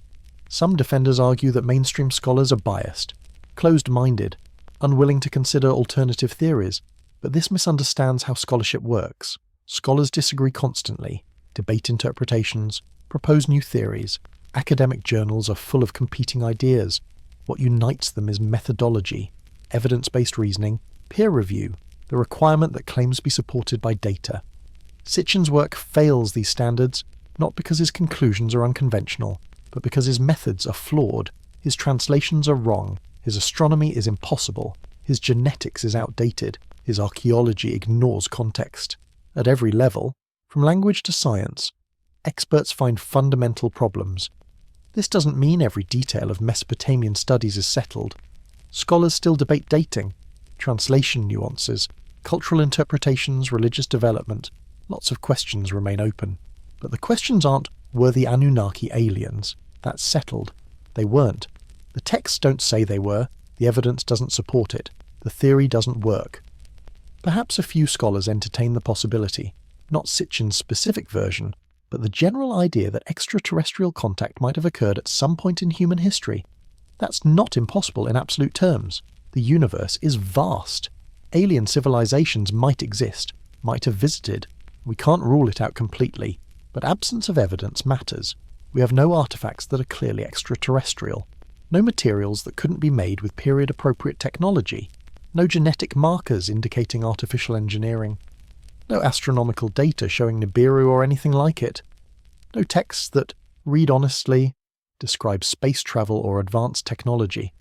The evidence we'd expect if ancient astronaut theory were true simply isn't there. What we have instead is exactly what we'd expect if humans developed naturally through evolution and created civilization through their own efforts over thousands of years. Gradual technological development, cultural exchange and innovation, religious thinking that personifies natural forces, myths that reflect real events transformed through storytelling, architecture that's impressive but achievable with available methods, astronomy that's sophisticated but limited to naked eye observation. The scholarly consensus isn't dogma. It's provisional conclusion based on available evidence. If new evidence emerged, if a clearly artificial artifact from 5,000 years ago were discovered, if genetic analysis revealed something inexplicable through natural processes, scholars would pay attention, would investigate, would revise understanding if necessary. That's how science works, not defending positions regardless of data, but following evidence where it leads. And currently, comprehensively, across multiple disciplines, the evidence doesn't support ancient astronaut theories, doesn't indicate that the Anunnaki were extraterrestrials, doesn't show Nibiru existing, doesn't reveal genetic engineering of humans by alien visitors. We may never convince everyone. Some people will believe regardless of evidence, because the story appeals, because it meets psychological needs, because rejecting it feels like rejecting wonder. But for those willing to look honestly, to examine claims against evidence, to respect expertise while maintaining healthy skepticism, the conclusion is clear. The Anunnaki were gods, Mesopotamian deities, part of sophisticated theological system. The tablets preserve mythology, not history, beautiful mythology, meaningful mythology, theology that addressed real human questions, but mythology nonetheless, not garbled accounts of alien contact, just humans doing what humans do, creating stories that make sense of existence, stories worth studying, worth preserving, worth understanding on their own terms rather than rewriting into something they never claimed to be. The scholars speak clearly, patiently, with evidence and expertise, and what they say, if we listen, is that reality is extraordinary enough, that human achievement doesn't require alien assistance, that ancient peoples deserve credit for their own accomplishments, that we honour them best by understanding them honestly, not by attributing their work to imaginary visitors from a planet that doesn't exist. The texts wait in museums, the evidence accumulates, and scholars continue their patient work, translating and interpreting, building understanding one tablet at a time. Not with dramatic revelations, not with sensational claims, just with careful methodology, with respect for evidence, with honesty about what we know and what we don't. That's not as exciting as ancient astronauts, but it's true, and truth, properly understood, contains more wonder than any fiction. The temples fell silent, not suddenly, but gradually over centuries as empires shifted and new gods demanded attention. The last offerings were made, the last prayers spoken in Sumerian, the last priests who could read the ancient script died without successors, and for 2,000 years, the tablets lay buried, silent, holding words no one could decipher, preserving stories no one could read. The language died. Sumerian ceased being spoken by the late 3rd millennium BCE, became a liturgical language, like Latin in medieval Europe, used in temples and schools but not in homes. Eventually even that use faded. By the time of Christ, Sumerian was completely dead. No speakers, no readers, just clay tablets scattered across tells and buried ruins, mute witnesses to a vanished civilization. But memory survived in other forms. The flood narrative travelled, from Mesopotamia to Hebrew tradition to Christian scripture to Islamic teaching. Transformed, certainly, reinterpreted through new, theological frameworks, but recognisably descended from Sumerian sources. The story persisted even when the original language was lost, even when the Anunnaki were forgotten. The pattern of flood and salvation and divine mercy continued, carrying forward, mutating, adapting to new cultures while maintaining its essential structure. The Greek historians preserved fragments.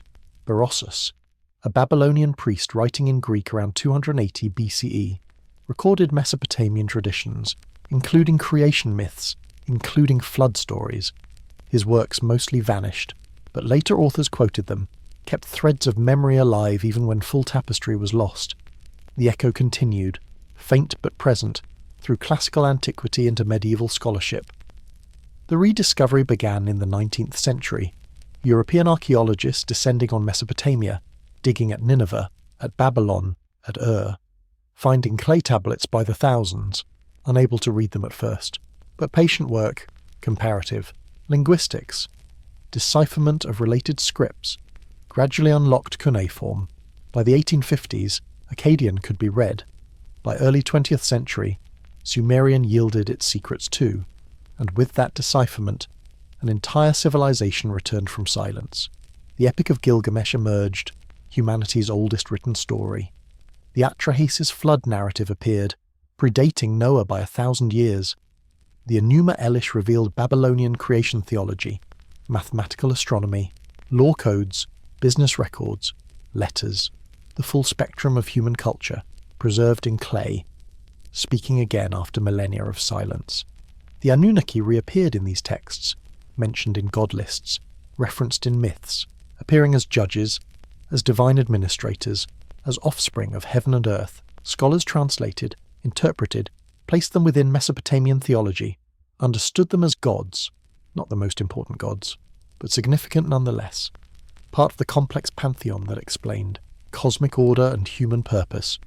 For most of the 20th century, this understanding held. The Anunnaki were gods, divine beings, part of sophisticated religious system. Academic consensus was clear. The texts were mythological, not historical in the modern sense. Beautiful theology addressing eternal questions through narrative and symbol. Then in 1976, Sitchin published The 12th Planet, and everything changed. Not in academia. Scholars continued their careful work, but in popular consciousness. Millions encountered the ancient astronaut interpretation, the Anunnaki as extraterrestrials, Nibiru as home planet, human origins as genetic engineering. The narrative spread, powered by compelling storytelling and human hunger for cosmic significance. The theory entered popular culture, books, documentaries, television series, internet forums, social media. The History Channel's Ancient Aliens brought it to mainstream audiences, millions who'd never heard of Sumer, who couldn't locate Mesopotamia on a map, now had opinions about the Anunnaki. The gods of ancient Iraq became celebrities, subjects of speculation, elements of a modern mythology built from ancient sources. Even now, the debate continues. Not in academic journals, scholars have long since moved on, but in public consciousness. YouTube videos accumulate millions of views, Reddit threads run thousands of comments. People argue passionately about whether Sitchin was right, whether mainstream scholars are covering up truth, whether we're descended from alien creators or evolved naturally. The question persists, divides, fascinates. Still today, new translations emerge. Thousands of tablets remain unread. Museum, storage rooms hold cuneiform texts awaiting expert attention. Digital Humanities projects catalogue everything, create searchable databases, make ancient literature accessible in unprecedented ways. Graduate students write dissertations on obscure aspects of Mesopotamian religion. Scholars debate fine points of translation. The academic work continues, patient and rigorous, building understanding incrementally, and occasionally, new discoveries. In 2015, the Suleymaniye Museum revealed tablet fragments adding details to the Gilgamesh flood narrative. In recent years, renewed excavations at various Mesopotamian sites. Each find adds pieces to the puzzle. Each translation refines understanding.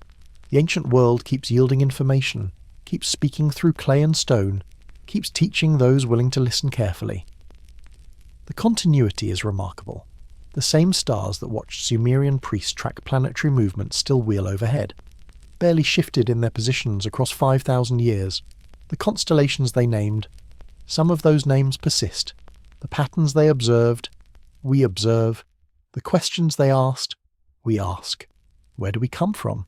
What's our purpose? Are we alone? The rivers still flow. The Tigris and Euphrates, though diminished by dams and drought, still carry mountain water toward the Gulf. The landscape has changed, desertified in places where irrigation once sustained cities, but the basic geography remains. You can stand where Ur stood, where Eridu rose, where the first cities brought humans into permanent settlement. The ground holds memory, silent witness to thousands of years of human culture. Perhaps the most profound legacy is the question itself, not Sitchin's answer, but the question he tapped into. Are we alone? Did someone create us? Do we have cosmic significance? These are eternal questions, asked by Sumerians watching stars, asked by medieval theologians, asked by modern cosmologists, asked by anyone who's looked up at the night sky and wondered about our place in the vast machinery of existence. The Anunnaki became a screen onto which we project these questions, a convenient vessel for speculations about origin and purpose. Whether they were gods or aliens matters less, perhaps, than what their story reveals about human needs, our hunger for meaning, our discomfort with randomness, our hope that consciousness matters on scales larger than individual lives. Take a breath, rest here. The story continues in us, in everyone who encounters these ancient narratives and wonders what they mean, in scholars translating tablets, in enthusiasts debating online, in skeptics examining claims, in believers finding comfort in cosmic connection. We're all part of the legacy now, carriers of questions that have no final answers, participants in humanity's ongoing conversation with its past. We inherit both the texts and the theories, the actual words pressed into clay 5,000 years ago, and the modern interpretations, scholarly and speculative, that attempt to make sense of them. We inherit the evidence and the arguments, the careful translations and the creative rereadings. All of it is legacy. All of it shapes how we understand ancient peoples and, by extension, ourselves. The choice we face is which inheritance to honour most. The tablets as they actually read, or the tablets as we wish they read? The Anunnaki as Mesopotamian theology depicts them, or the Anunnaki as modern imagination reimagines them? Both options carry forward legacy, but in very different ways. One respects what ancient peoples actually believed. The other projects our desires onto their artifacts. Perhaps both have value. The scholarly approach preserves truth, honours evidence, respects ancient cultures on their own terms.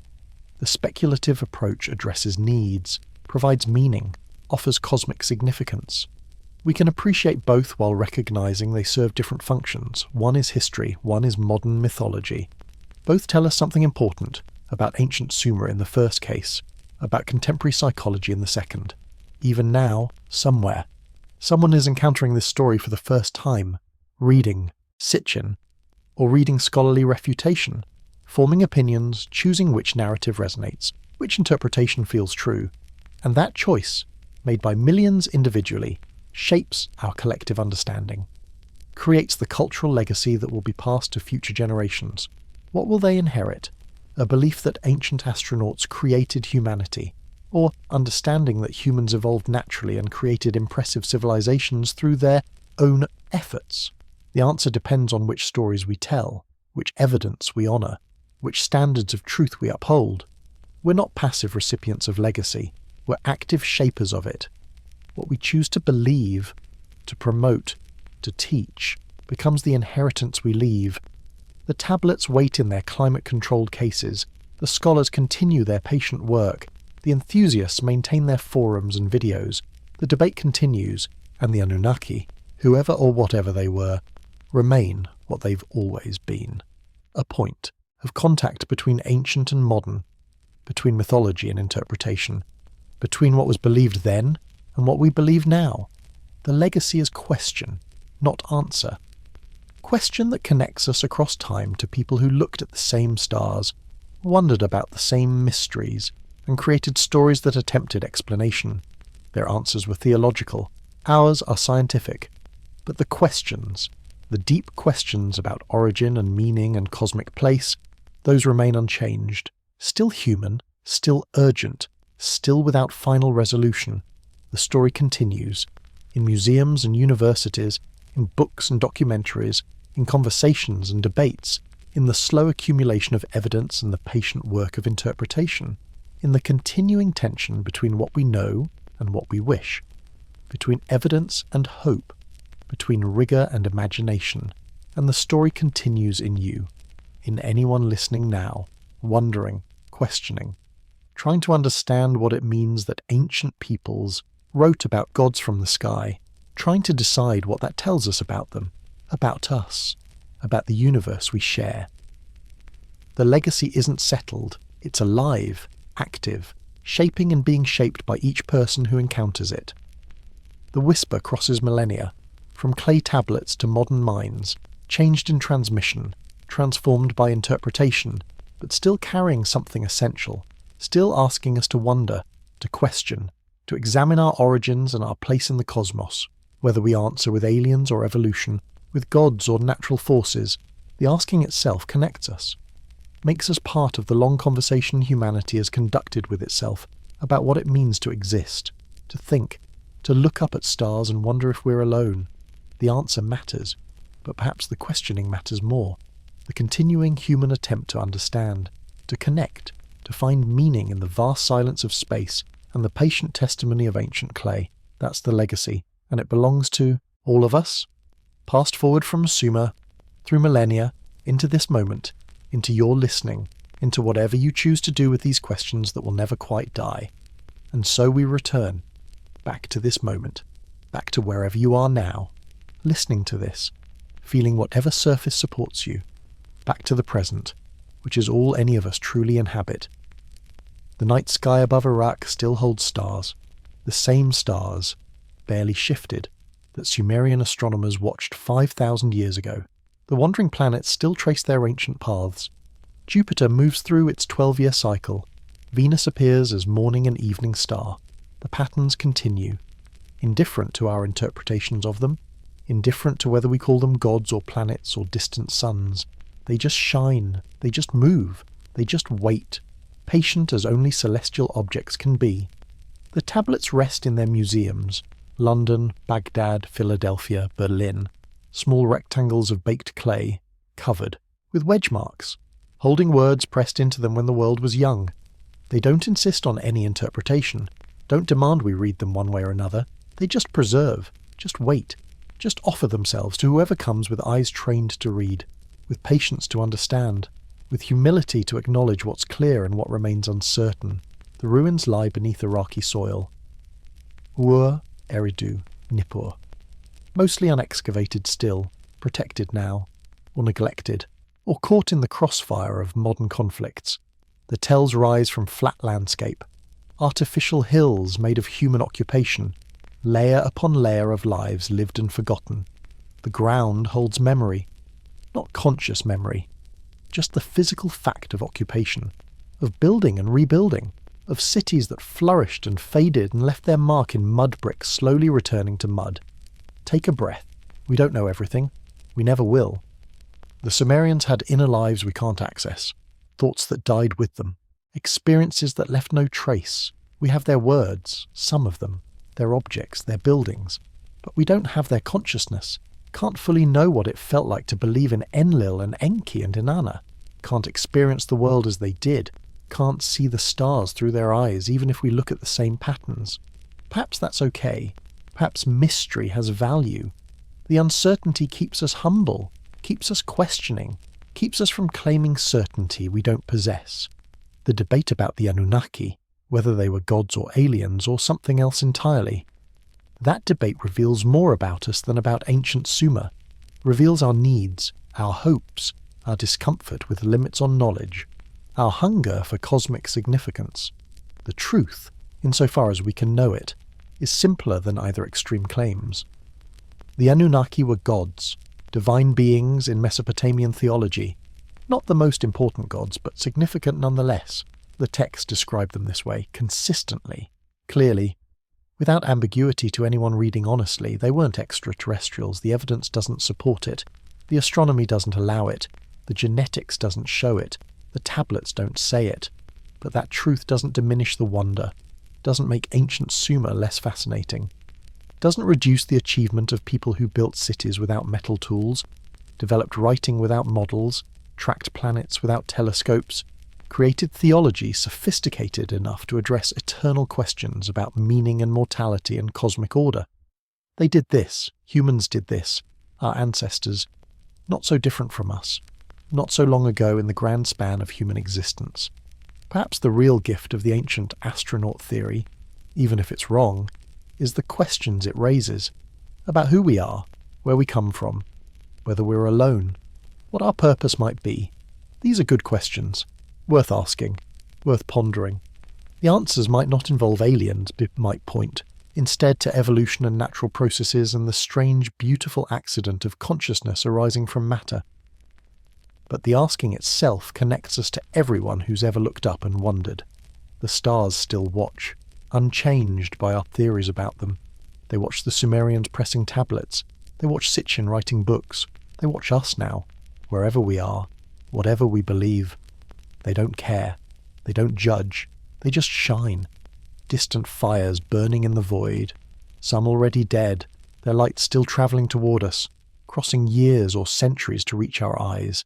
Ghosts of stars that no longer exist but still illuminate our darkness. The rivers still flow, the Tigris and Euphrates, ancient as human memory, carrying water from mountains to sea, diminished now, dammed, diverted, fighting over, but still flowing, still following paths carved over millennia, still connecting present to past through the simple fact of water moving downhill, as it always has, as it always will until mountains erode and seas dry and the sun expands to consume this small blue world.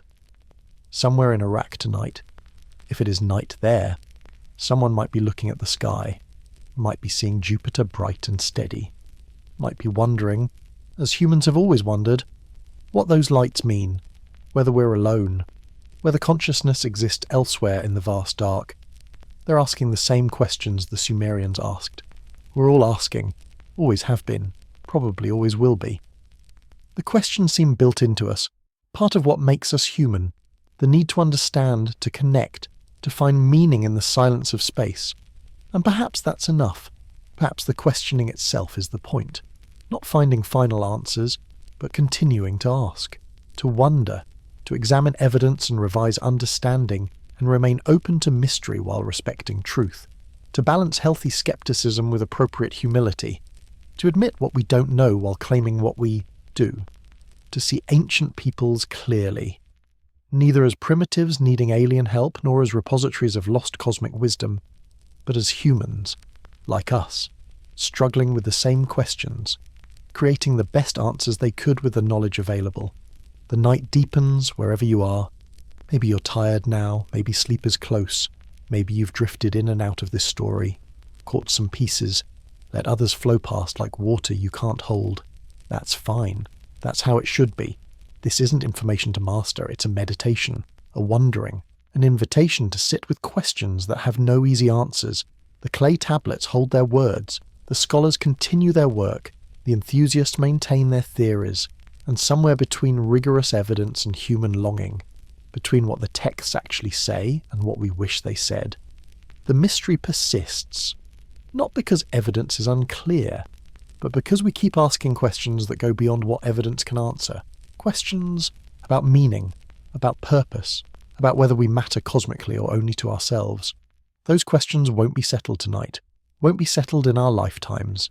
They're eternal questions, human questions, the kind we carry with us through all our endeavours, scientific and spiritual, rational and intuitive, the kind that make us reach beyond ourselves, beyond our brief temporary existence, towards something we can name but never quite grasp. The stars turn, the patterns repeat, the night holds everything, past and present and future, in its dark embrace. And somewhere in that darkness, in that stillness between heartbeats, in the space where thought and silence meet, the ancient voices continue. Not speaking exactly, not answering, just present, available, waiting for those who descend into the past with respect and curiosity, waiting for questions asked with honesty, waiting for minds willing to accept that mystery doesn't always resolve, that some things remain, unknown, that wonder itself, that capacity for awe before what we can't fully explain, that might be more valuable than any answer. The whisper crosses time, from clay to consciousness, from Sumer to here, changed in transmission, transformed by distance, but still carrying something essential, still inviting us to wonder, to question, to look up at stars and ask if we're alone, to look down at Earth and ask where we came from, to look inward and ask what it means that we can ask at all. So hit that subscribe button now, share this video and tell me in the comments where are you watching from. The tablets wait, the stars shine, the rivers flow, and the wondering, the questioning, the reaching toward understanding that continues, always, in us, still.